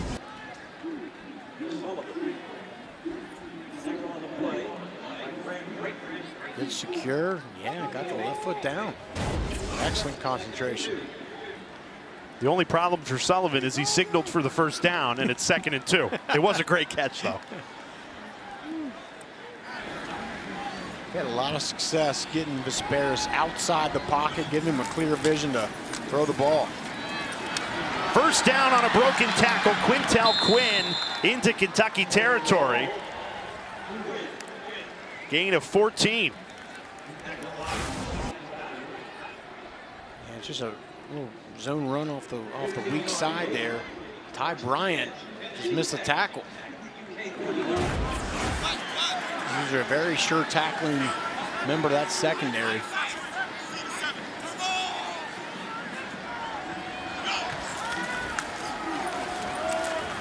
Right back to Quinn. He's given this Tennessee Tech offense a boost. Back-to-back carries. That one goes for 9. Yeah, Brad White, the defensive coordinator, can't be happy right now. Look, there's still a nice push. Got some white jerseys up to the 2nd level, blocking the linebackers. It might be human nature. You go into halftime playing an FCS opponent. You're leading by 3 touchdowns. But this Golden Eagles offense, they've come shot out of a cannon to start this 3rd quarter. Another 1st down. Quintel Quinn, 3 straight carries, and he's made a difference on this drive. And Jay, what you're seeing is Kentucky is concerned with, and rightfully so, the scrambling ability of Vesperis. So they got a lot of guys kind of on that 2nd level there, but don't have much edge. That's 2 times on this drive Kentucky's not had a guy up on that edge, and they've made him pay for it. Quintel Quinn, who only had 2 carries the entire 1st half, has 3 on this drive alone for 31 yards. This time Jennings out of the backfield, falls forward. Tennessee Tech enters the red zone. Kentucky's playing 3 down linemen, and they sneak a linebacker up there, but there's a nice patience there by Jennings. 3rd time this afternoon the Golden Eagles have entered the red zone. They have a missed field goal and a touchdown. Trying to cut this lead down to 14, where you stay within striking distance. Kentucky can't let Vesperis run around here. Vesperis looking for the tight end, Courtney. He's got the lone Golden Eagles touchdown and just overshot him there. Yeah, that's a tough one too. He's wide open, and I'll tell you, he might have rushed that throw a little bit. He had another split second to kind of set his feet as he's backpedaling there. Just kind of jerked through that thing.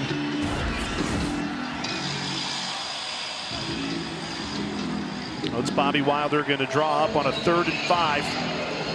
Just 1 for 5 today on 3rd down, 45% on the season. Trey Holloway to the top in the slot. All right. Jennings bottled up. No room to run. A swarm of blue jerseys. And now a decision to make on 4th down. Only gained 1, so it's 4th and 4. I thought the mentality is they were going to try to pick up a few and go for it anyway on 4th down, but it looks like they're going to maybe still thinking about it here. They're going to keep the offense out there. I think the early missed field goal from just 32 yards weighs heavily on the mind. Yeah, and they missed it right down here in this end zone with the wind swirling. All right, we're going to try all the way to the top now. Now remember, Tennessee Tech scored their lone touchdown on 4th down. Can they find success here? 4th and 4. Whistles. Delay of game. Offense. 5-yard penalty. Ouch. 4th down. Play clock ran down on Vesperis. Didn't get the snap off in time, so delay of game. And now Bobby Wilder sends his field goal unit out there. Man, that's a killer. You make the decision, you're going to go for it. And remember their touchdown, they got Brian Courtney, the tight end, open. Probably going to go back to him, but now going to have to settle for the field goal attempt. LeBlanc, who missed from 32, this one from 38.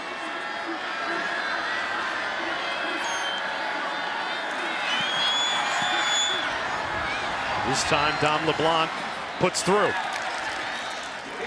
So after the delay of game, Tennessee Tech elects for the field goal, and they cash in for 3. Kentucky still on top, 28-10.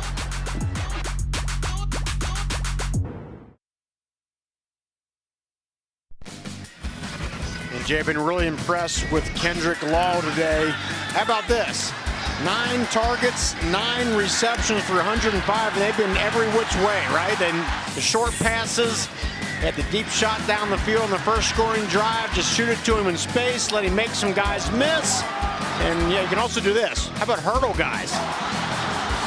A career day for Kendrick Law, the transfer from Alabama, a career high in receptions and yards. And Jay, early in the game I talked about, he has more yards after the catch than he does before. Holding true today is 105 yards, 62 of them coming after the catch. Plus, he had a 40-yard kick return that set up the touchdown right before halftime. The Tennessee Tech has struggled on the last 3 kickoffs to get this ball to stay still. We've told you all game long the wind has been a factor. Gusts up over 30 miles per hour.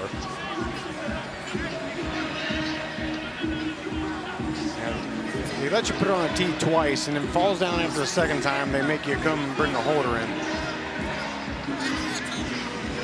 My point would be, if it hasn't worked all day, why would it start working now? Maybe we should just start with the holder from the beginning. And now they're going to change holders. All right. Okay. You'd think they'd look to kick it away from Law, and that's exactly what they did. Carried a big gust of wind out the back of the end zone. So Kentucky offensively, 4 touchdowns in the first half. They come out first drive of this second half and just didn't look the same. Yeah, I don't know what it was. Just looked a little discombobulated, and I think it's up to Cutter Boley now to settle this unit down. The jet sweep on 3rd down was the one I didn't love. I mean, your offensive line we've talked about, they've been mashing all game. I think we'll see a little bit more of that here on this drive. They want to go vertical, right? Yeah. Right up the middle. Can't be more vertical than that with Seth McGowan. Gain of 7.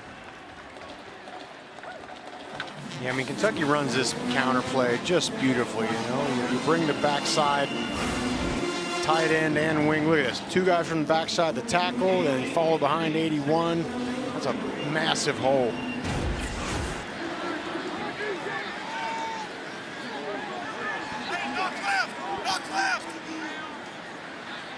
Dowdell into the backfield now. Law in motion.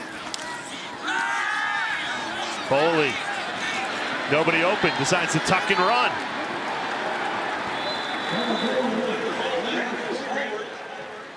Good tackle, Jameson Wharton, to bring down Boley.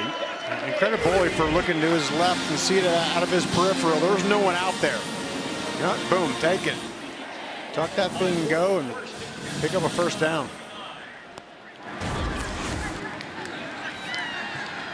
Well, we saw it in the first half. The redshirt freshman Boley, he's not afraid to put his body on the line. Did so on a 30-yard touchdown run.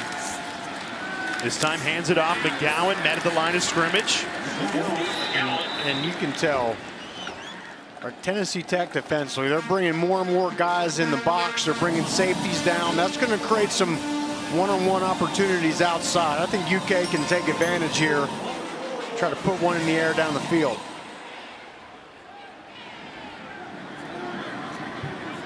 Two linebackers playing really well right now for the Golden Eagles, Deron Gaines and Aaron Swafford. And Tennessee Tech plays the unique 4-2-5. Usually if you've got 5 back, you only have 3 on the line. Boley just checks it right down to McGowan this time. Gain of 5. And that was a good job by Boley there, because on that time, Tennessee Tech defensively, they have 3 guys deep and, you know, not letting anything get behind them. So check the ball down and live to fight another day. And now a critical 3rd down. If I were Cutter Boley, I would look the way of Kendrick Long. He's in that trips formation, 3rd one from the bottom. Kentucky 4 of 6 on 3rd down today, but they failed on their last one, trying to keep the drive alive here. They need 4. Boley goes to Law, makes the catch, but he's short of the sticks, falls forward, and this will be 4th and 1. Yeah, that ball was just a little bit to the outside. He couldn't catch it and turn up field quickly enough. His momentum carried him behind the sticks. He went backwards on it. And if that ball is on his inside shoulder, he can turn and get upfield and get it. But I think they're going to line it up here and go downhill. Boley under center to Dowdell, who pushes that pile into Tennessee Tech territory, picks up the first down. Good 4th down conversion. Indication is first down. Look at the line of scrimmage. I mean, they were trying to bring some guys up in the gap.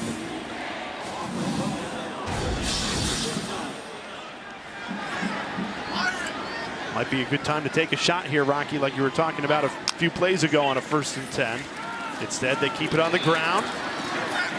Great tackle.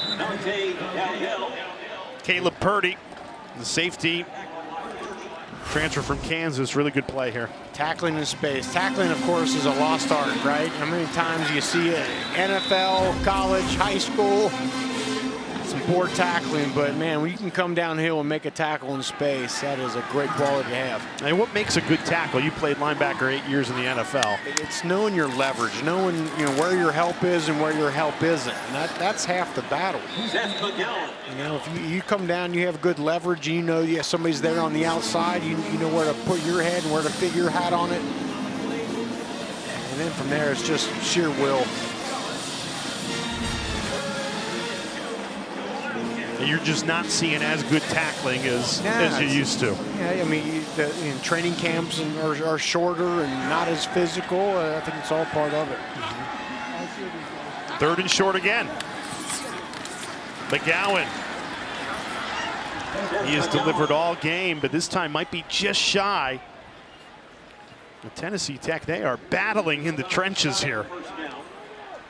Now, this is not the type of game they wanted it to turn into, right? When you're going up against an offensive line that has 5 inches and 80 pounds on average across the board, you don't want to turn this into 3rd and short, 4th and short, but they're hanging in there. They're hanging in there.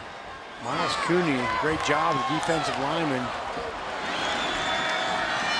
Yeah, they're leaving the offense on the field for another 4th and 1. Dowdell again, a huge burst. Easy 4th down conversion. And what you want your line to do on that zone run, you tell them to find the bubble. Find where's the penetration, little arc there where they're pushing them back. You can see he comes right in there. Boom, there it is. Find the daylight and hit a nice patient run.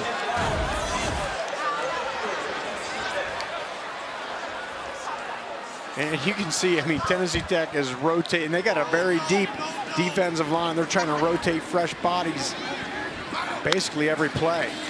Play action. Boley, pocket collapses, nowhere to go with it, and he is taken down and sacked.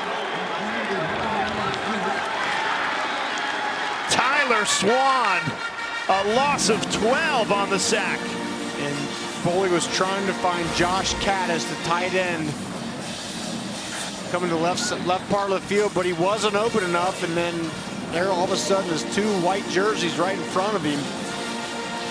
Again, you can see they're trying to leak the tight end out across, but he kind of turned the wrong way. If he'd kind of come more flatter him to the sideline, he might have been open, but it was a sack. 2nd and 22 after the sack. Boley throws over the middle. It's caught. Gilmore. Check out the speed. Touchdown, Kentucky.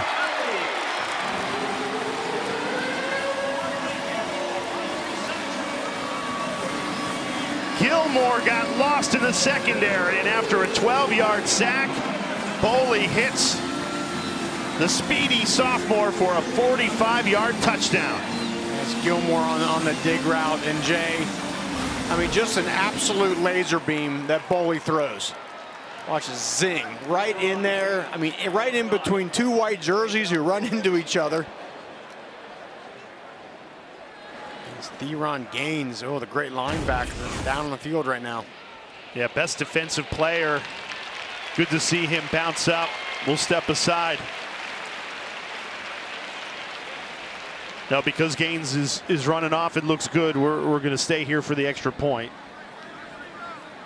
It's good to see Gaines get up, because that's the last thing you want to see if you're Bobby Wilder. He told us we cannot afford to lose any of our players in this game.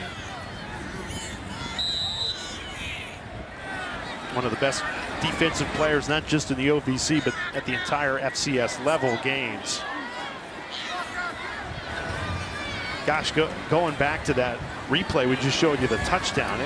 Talk about threading a needle. That's what I'm saying. That was an amazing pass. And take another look at this as Kentucky goes up 35-10.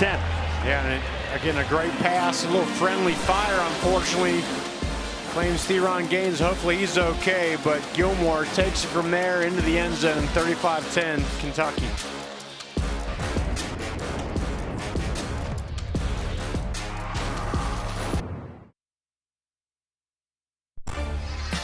Time for some random fandom. Meet Nancy House, a 2003 UK law school grad, originally from London, Kentucky, about an hour outside Lexington. She has been tailgating here her whole life, every Saturday, and she goes all out. This tailgate, they got the chandelier, the decor, perfect.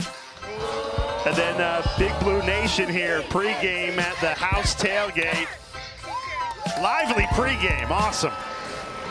Nothing more I love at a tailgate than a carpet and drapery. Now that's luxury tailgating.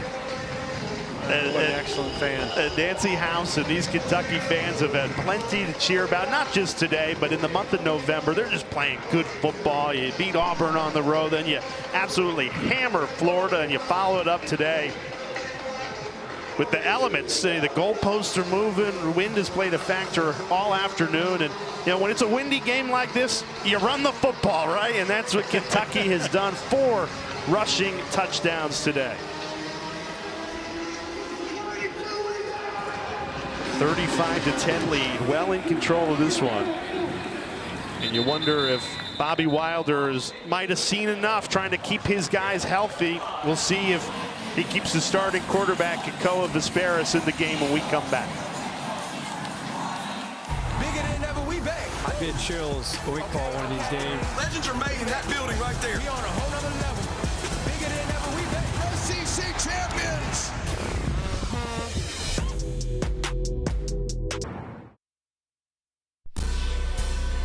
Just a beautiful November Saturday for some SEC football. Driving through downtown Lexington. Kentucky up big 35-10. Rocky Boyman, Jay Alter with you. Rupp Arena over there on your left-hand side. We were there last night for Kentucky's win on a Friday night. Nice treat for us. Both of our first time ever watching a game at Rupp Arena. And we had a blast. That is the mecca of college basketball.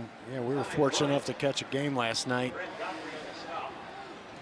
A good bounce back win for them after losing to their rival Louisville, although their head coach, Mark Pope, he wasn't happy. Well, we noticed even in the second half a little sloppy play, some turnovers, not the things you want. All right, that's enough basketball analysis out of you, Boyman. That's about all I got for you, bud. Under 2 minutes to go in this third quarter. Tennessee Tech does stick with the starting quarterback, Koa Visperas, trailing by 25. Chucking a deep ball out of bounds into double coverage. Brings up 3rd and 2. Yeah, it's really about the only shot they've taken all game. It's been a lot of running, a lot of Visperas scrambling around, and he's done a good job finding open guys. Well, head coach of Tennessee Tech, Bobby Wilder, told us when he felt this game was out of hand, Visperas would come out. He said he had 2 depth charts for this game. One if we're hanging around, one if we're out of it.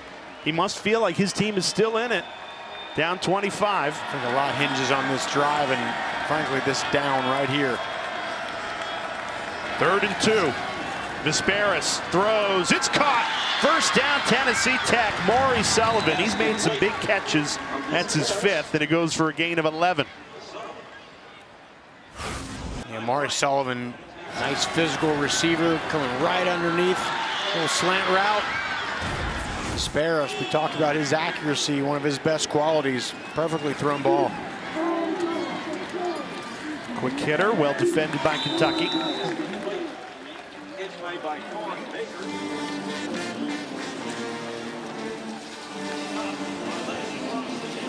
Good open field tackle there. I think that was done.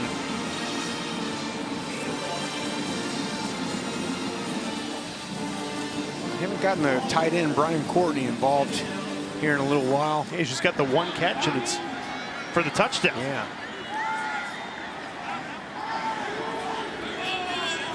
40 seconds left in the quarter. Visperas steps up. That's the other tight end, Tyler Nix, who makes the catch. Yeah, Nix was in for Courtney on that play. And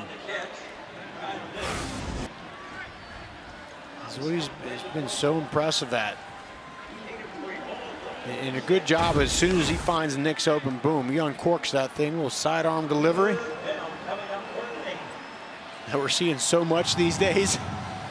Yeah, that is just taken over across college football. Copying Patrick Mahomes, that's what's going on. And the thing with that is, as we finish the third quarter, there's only one of him. There's only one, yeah. We head to the fourth quarter. Kentucky 15 minutes away from making it 3 straight wins and advancing to 5-5.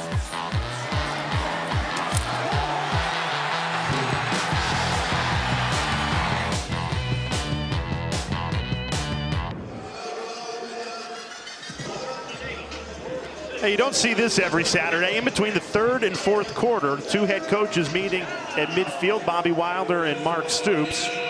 Didn't have a mic down there, so we can't tell you exactly what they talked about. And speculation would be that Tennessee Tech, speaking with their head coach this week, Bobby Wilder, said once this is out of it, he figured maybe you shorten the second half if possible, keep everybody healthy.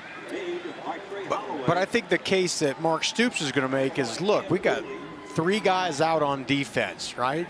2 of them for the entire season. We need to get our backups, our guys, some reps here for the final push. So we'll see what the decision is, but I can certainly understand Mark Stoops' side, why he doesn't wants to use every bit of this game he can. Yeah, stay tuned for the post game.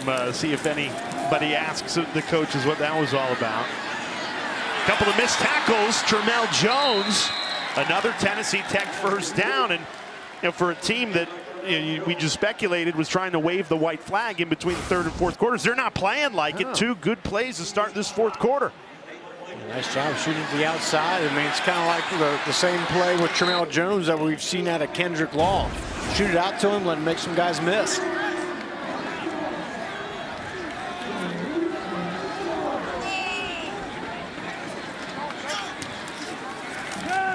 Visperas throws. Trey Holloway couldn't come up with the catch. That was a tough throw as he's turning back away from it. Yeah, Visperas just missed him there. He got some pressure off his right side. I don't know if Visperas has been able to plant his feet and he throw the ball all game. He's either been on the run or off his back foot. Constant pressure.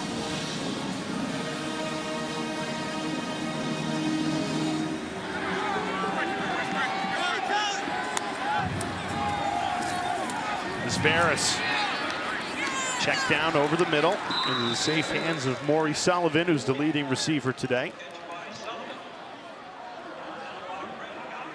Tennessee Tech has showed that they have been a 4-down team when they get down to this part of the field. So 3rd and 6, but probably have 2 cracks at it. Yep. Like to pick up a few yards here. Kentucky's kind of packing it in. Pressure comes, batted down to the line of scrimmage.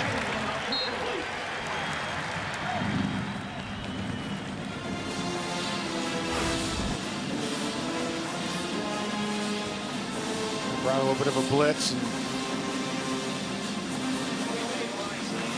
So it looked like it was Steven Souls. Batted that thing down. Offense stays on the field for 4th and 6. Kentucky looking for a turnover on downs.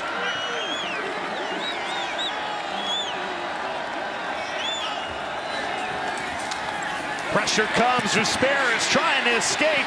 Rolling left. Hit as he released it. And that's a turnover on downs. Grant Godfrey was in hot pursuit. And it'll be Kentucky ball. Wildcats defense continues to deliver. Another 4th down stop. They'll have the ball up 25 when we return.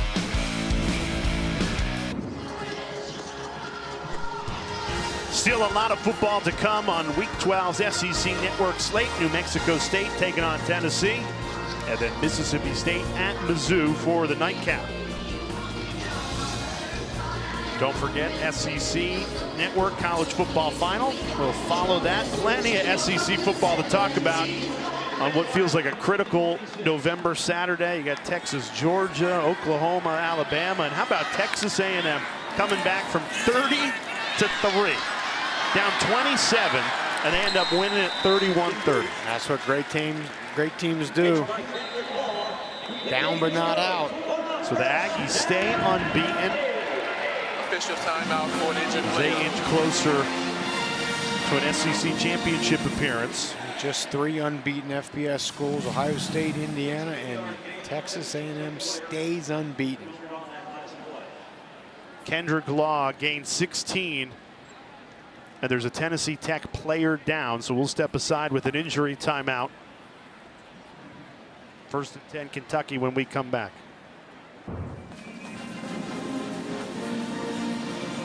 Now this was the injury to Ty Moss right at the end of this 16-yard gain by Kendrick Law.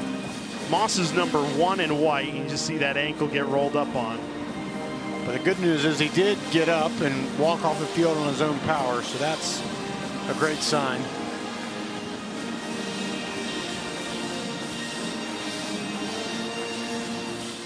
And those are the kind of things why Bobby Wilder wants that running clock, right? You want to get out of here without sustaining any injuries.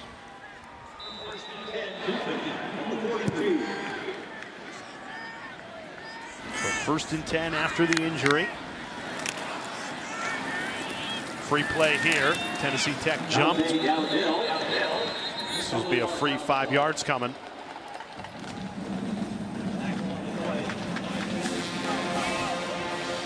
Offside. Defense number 21. 5-yard penalty. 1st down. Greg Turner the 3rd. Just jumped a little early.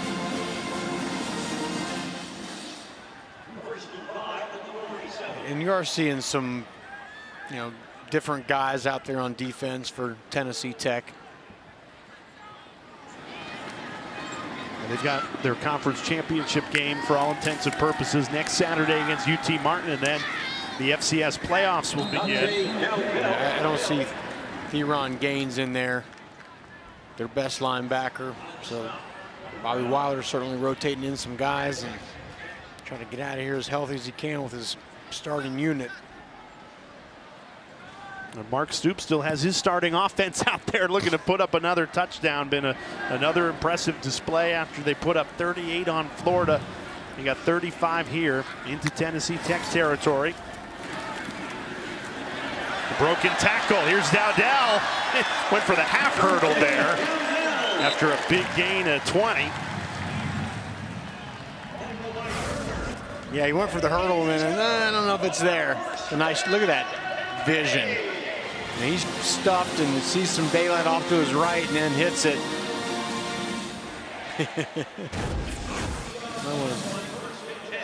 Stayed down on that one.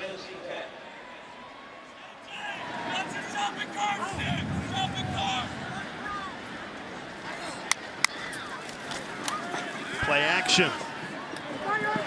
Boley, easy throw there.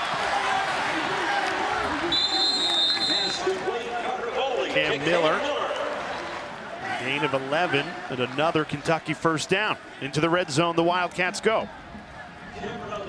Cam Miller, the freshman, true freshman, getting in on the action. Well, we talked about it all game, Jay, but it's not like Cutter Boley's throwing just to Kendrick Law. He's getting a lot of his guys involved. So Cam Miller there. Hands it off this time. Great run by Dowdell, and he's in. Dante Dowdell. And Kentucky pouring it on in this fourth quarter. They go ahead by 31. Yeah, I mean, clearly this Kentucky offensive line has worn down Tennessee Tech up front, and scoots foot inside the pylon, gets the ball inside. Well, you were saying McGowan had the 3 rushing touchdowns earlier. Dowdell was looking for one, and he gets it. I mean, you're happy for your buddy, but you want a little, you know, a little pay dirt too. 19-yard carry for the score. Kentucky goes 74 yards in just 5 plays. This is Zach Schreiner, backup kicker on for the extra point. Getting an opportunity, and he knocks it right through. I think you're going to see both of these teams continue to empty out the bench. Kentucky with Dante Dowdell, a 42-10 lead in the fourth.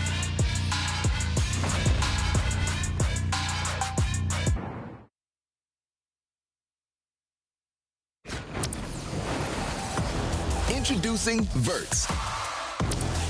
Swipe for news and highlights. Now available on the ESPN app. Well, Kentucky up big, 42-10 in this fourth quarter. Tennessee Tech about to have their nation's longest active win streak, 15 games that they have emerged victorious. That streak about to be snapped. Meanwhile, Kentucky, they're going on a bit of a win streak here in November. And 10 minutes and change away from making it 3 straight, advancing to 5-5, taking care of business against the top FCS opponent today.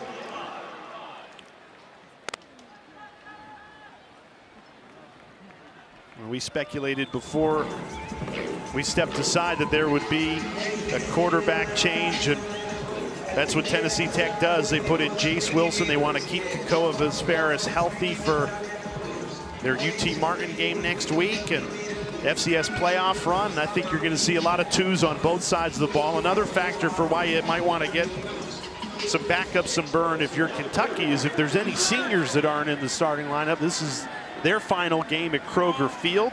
Next 2 games on the road at Vandy and at Louisville, so an opportunity to let them make one last play here at home. Yeah, a bunch of seniors, some that have been here for 4 years, some that have been here 6 months. That's kind of the nature of college football. Nonetheless, Mark Stoops wanted to honor those guys, those upperclassmen.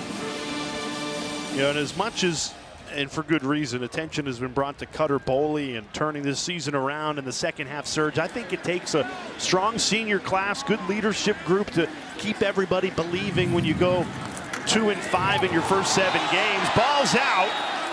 Tennessee Tech falls on it. Cam Dooley pried it free. He had an interception earlier. You're right, Jay, and a lot of those seniors on that offensive line.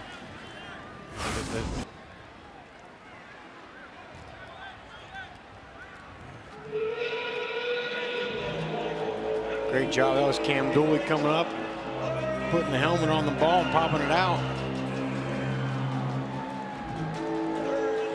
And those safeties, I think that's the critical position Mark Stoops wants to make sure they're secure at. With losing Jordan Lovett, their great safety. He'll be done for the year. Well, Dooley's looked good today with a fumble and caused fumble and an interception. Tennessee Tech takes a timeout with the play clock winding down. Tennessee Tech, 30-second timeout. And a 3rd and 7. The last thing you want to do with a backup quarterback is get a delay of game and back you up even further here.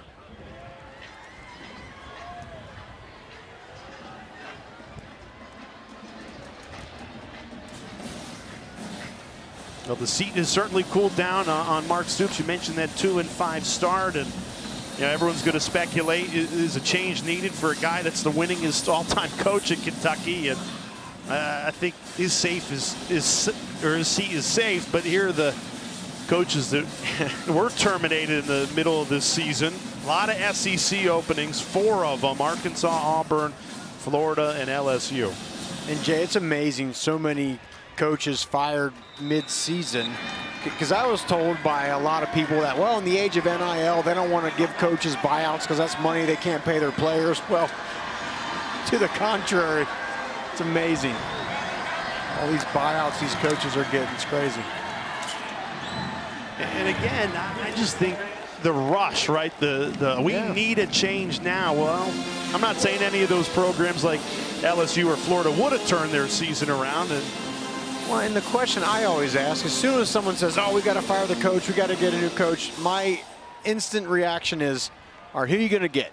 Right. Who are you going to get that you know and are absolutely sure is going to come in and do not just a better job, but a much better job than the guy you had? And if you can't answer that question emphatically, you should rethink your desire to fire that guy. It certainly, as Kentucky fans can attest to, Florida didn't look any better without Billy Napier. Right. They got crushed here, 38-7.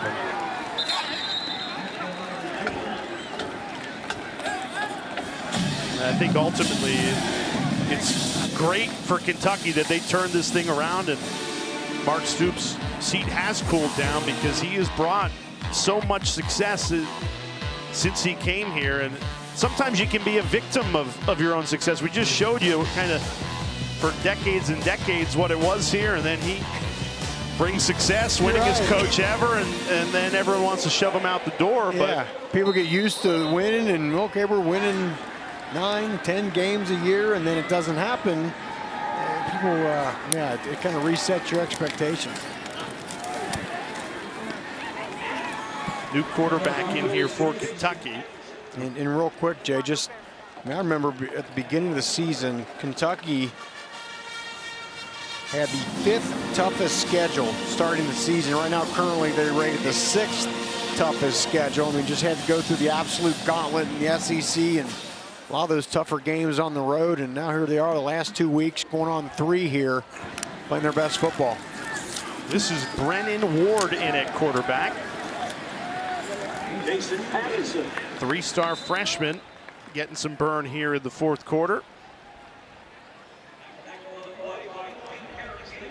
Yeah, this is what you were talking about, Rocky, the schedule. You go up against 4 teams in the top 25, and then you still got at Vandy and at Louisville. And there's no reason, the way Kentucky's playing right now and the way they played against Florida and Auburn, they can't go on the road and beat Vanderbilt and or Louisville. And that would really, I think, end the season strong. You go to a bowl game. And I said it at the beginning of the show, it just feels like the feel-good factor is back for this program. Yeah, it is. The energy, the juice. Another freshman, DJ Miller, he makes the catch there.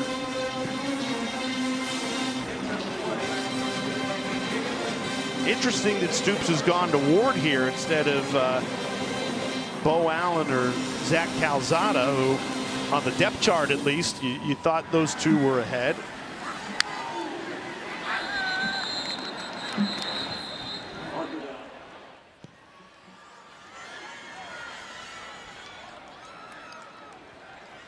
This is Ward's first game action of the season. Offense, number 69, 5-yard penalty. Second down.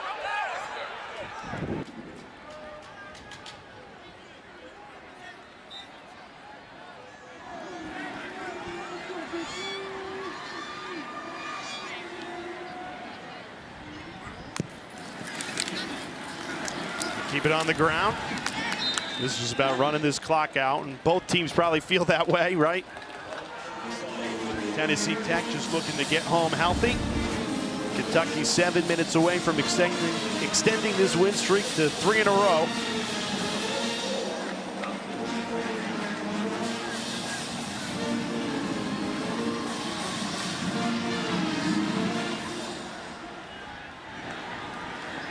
Potential third down conversion here for the young freshman.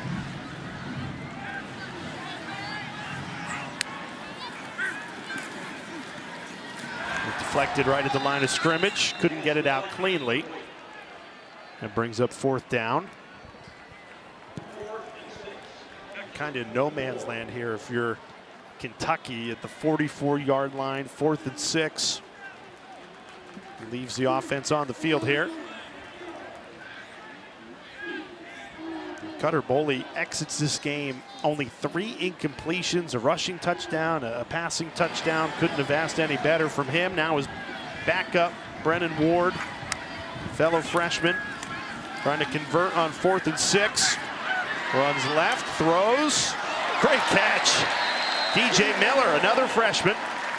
He's showing some flashes on this drive, gain of 13. Yeah, a lot of folks real excited about DJ Miller around here, 6'3", great size, and this is what you want. The ball can't be on the money every time. Do you have a receiver with a big catch radius, contorting his body around? Nice pickup.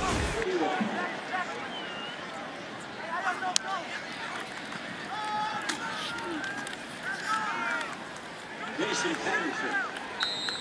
6 minutes remaining. It is the Kentucky second team offense is getting some work here. I just keep staring at the Cutter Boley stat line, and I think back to the run where he just completely plows over a defender for the touchdown. That is a program-changing quarterback, a Kentucky kid. You know, defense has played a lot better, and the supporting cast has as well during this win streak. But you know, even after this season is over, Rocky, you got something you can tangibly look to and build on. You absolutely do, Jay. But look, there's no turnaround that happens without your quarterback play getting better. It just doesn't happen. He's significantly elevated his game. And Pass interference. Defense, number 3, 15-yard penalty. Automatic first down. let's get another look at that Cutter Boley run. Yeah, if you missed this earlier, these are the intangibles, right, Rocky? Yeah. And right there's some quarterbacks that they just go out of bounds. Okay, get the ball on the 4-yard line, no big deal, but he lowers his shoulder.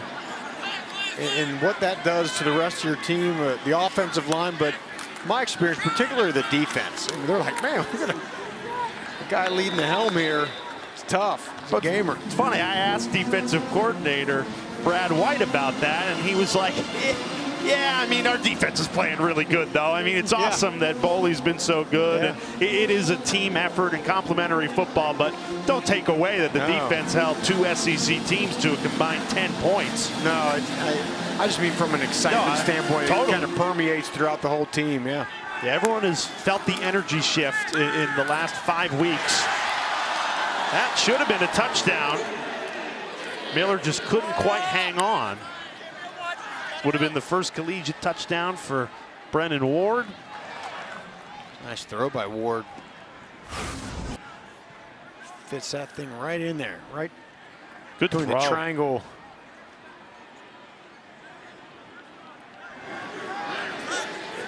Boley thought it was a touchdown. That's great. 3rd and 6, Ward. He flings it out inside the 5. First collegiate catch for Montavian Quisenberry. Freshman from Danville, Kentucky, right outside Lexington. He wanted the end zone, though. Offense stays out for a 4th and 2.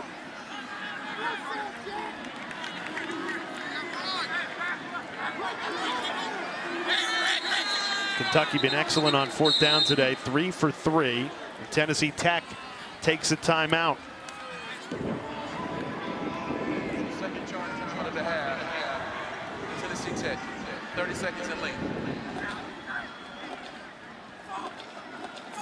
Plenty of good football still to come on SEC Network. New Mexico State taking on Tennessee. That game just kicked off, and then Mississippi State at Mizzou. Not to mention over on ABC, Oklahoma and Alabama, and Texas and Georgia.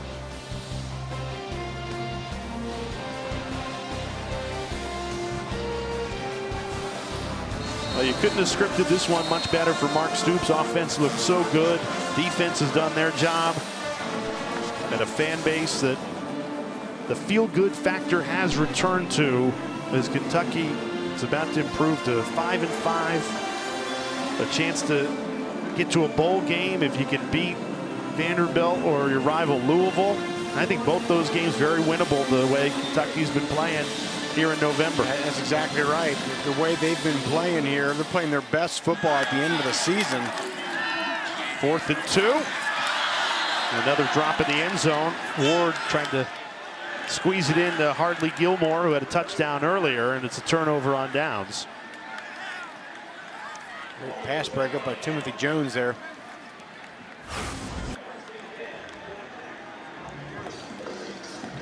Slant around trying to get him to come underneath. There's a little behind him. Like to have that ball, should have hit him right on the 7 instead of outside the 1.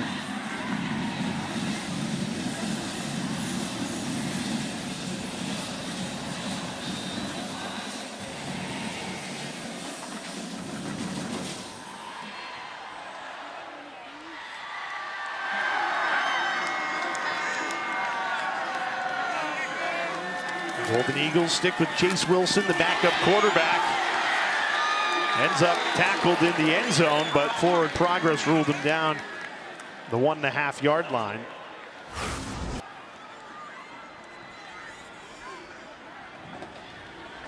Great job. Aiden Dawahare coming up, backup linebacker, filling the hole.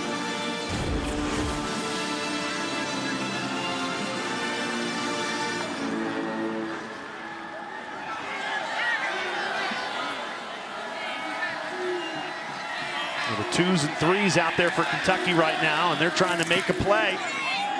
And you rarely get on Kroger Field. And couldn't come up with one there. 1st down, Tennessee Tech.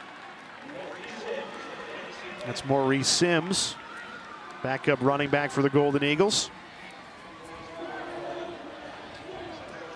Well, Tennessee Tech's longest active winning streak in all of Division I college football about to come to an end, but that does not take away what Bobby Wilder has done in 2 years here, taking over a program that hadn't had a winning season in 12 seasons and has them in the top 5 in the FCS standings. And if you're going to have your 15 win streak snap, might as well do it on the road in an SEC stadium. And I think they can walk out here saying, look, we did some good things against certainly better opponent in all facets against Kentucky, but now we got to get back in and focus back in on winning our last game against UT Martin and hopefully getting a top seed. Well, you could say, look, we scored 10 points, which is the same as Auburn and Florida did combined. Yeah, that's nothing to be ashamed of. And again, this is a Kentucky team that I think, regardless of opponent, is just playing really, really good football behind Cutter Boley and a defense that is dominant. Now, they got the 3 injuries, Sam Green, Alex Afari, and Jordan Lovett, that they'll have to deal with. But it would not surprise me if this team ends the regular season on a 5-game win streak. There'll be 3 games into it in about 2 minutes as we go to the 2-minute timeout. Kentucky moments away from getting back to 5-5 and finishing out this victory. Tonight, after they're done in Columbia between Mississippi State and Mizzou, SEC Network will give you a full recap on what has been a nutty day in the SEC. Texas A&M comes back from 30-3 here in Lexington. The Wildcats took care of business to make it 3 straight, and they'll have you all caught up. Texas, Georgia, Alabama, Oklahoma, and a lot more. The Texas A&M game, I still can't believe. You feel sick for South Carolina on the road. You play so well, you go up by 27 and lose at Kyle Field in heart-wrenching fashion.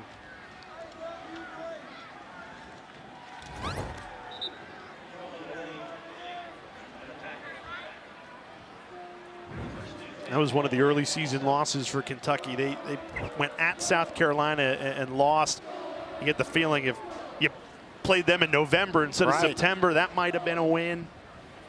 This is a team that's going to get back to 5-5 here and go on the road to 2 ranked teams. Although they're ranked right now, Louisville's going to fall out of the loss last night. Illegal substitution, offense, 12 players on the field, 5-yard penalty, first down. Now that game at Vandy a week from today will be fascinating. Vandy been one of the stories of college football this season, and just don't be surprised if Kentucky goes into Nashville and comes away with the win the way they're playing right now. Yeah, I think it was actually a good thing facing Koa Vesperos today, because Diego Pavia is going to do what Vesperos did, right? Kind of run around and extend plays, so that's a good little warm-up for going against Pavia. Tennessee Tech looks like they're just going to kneel this thing out.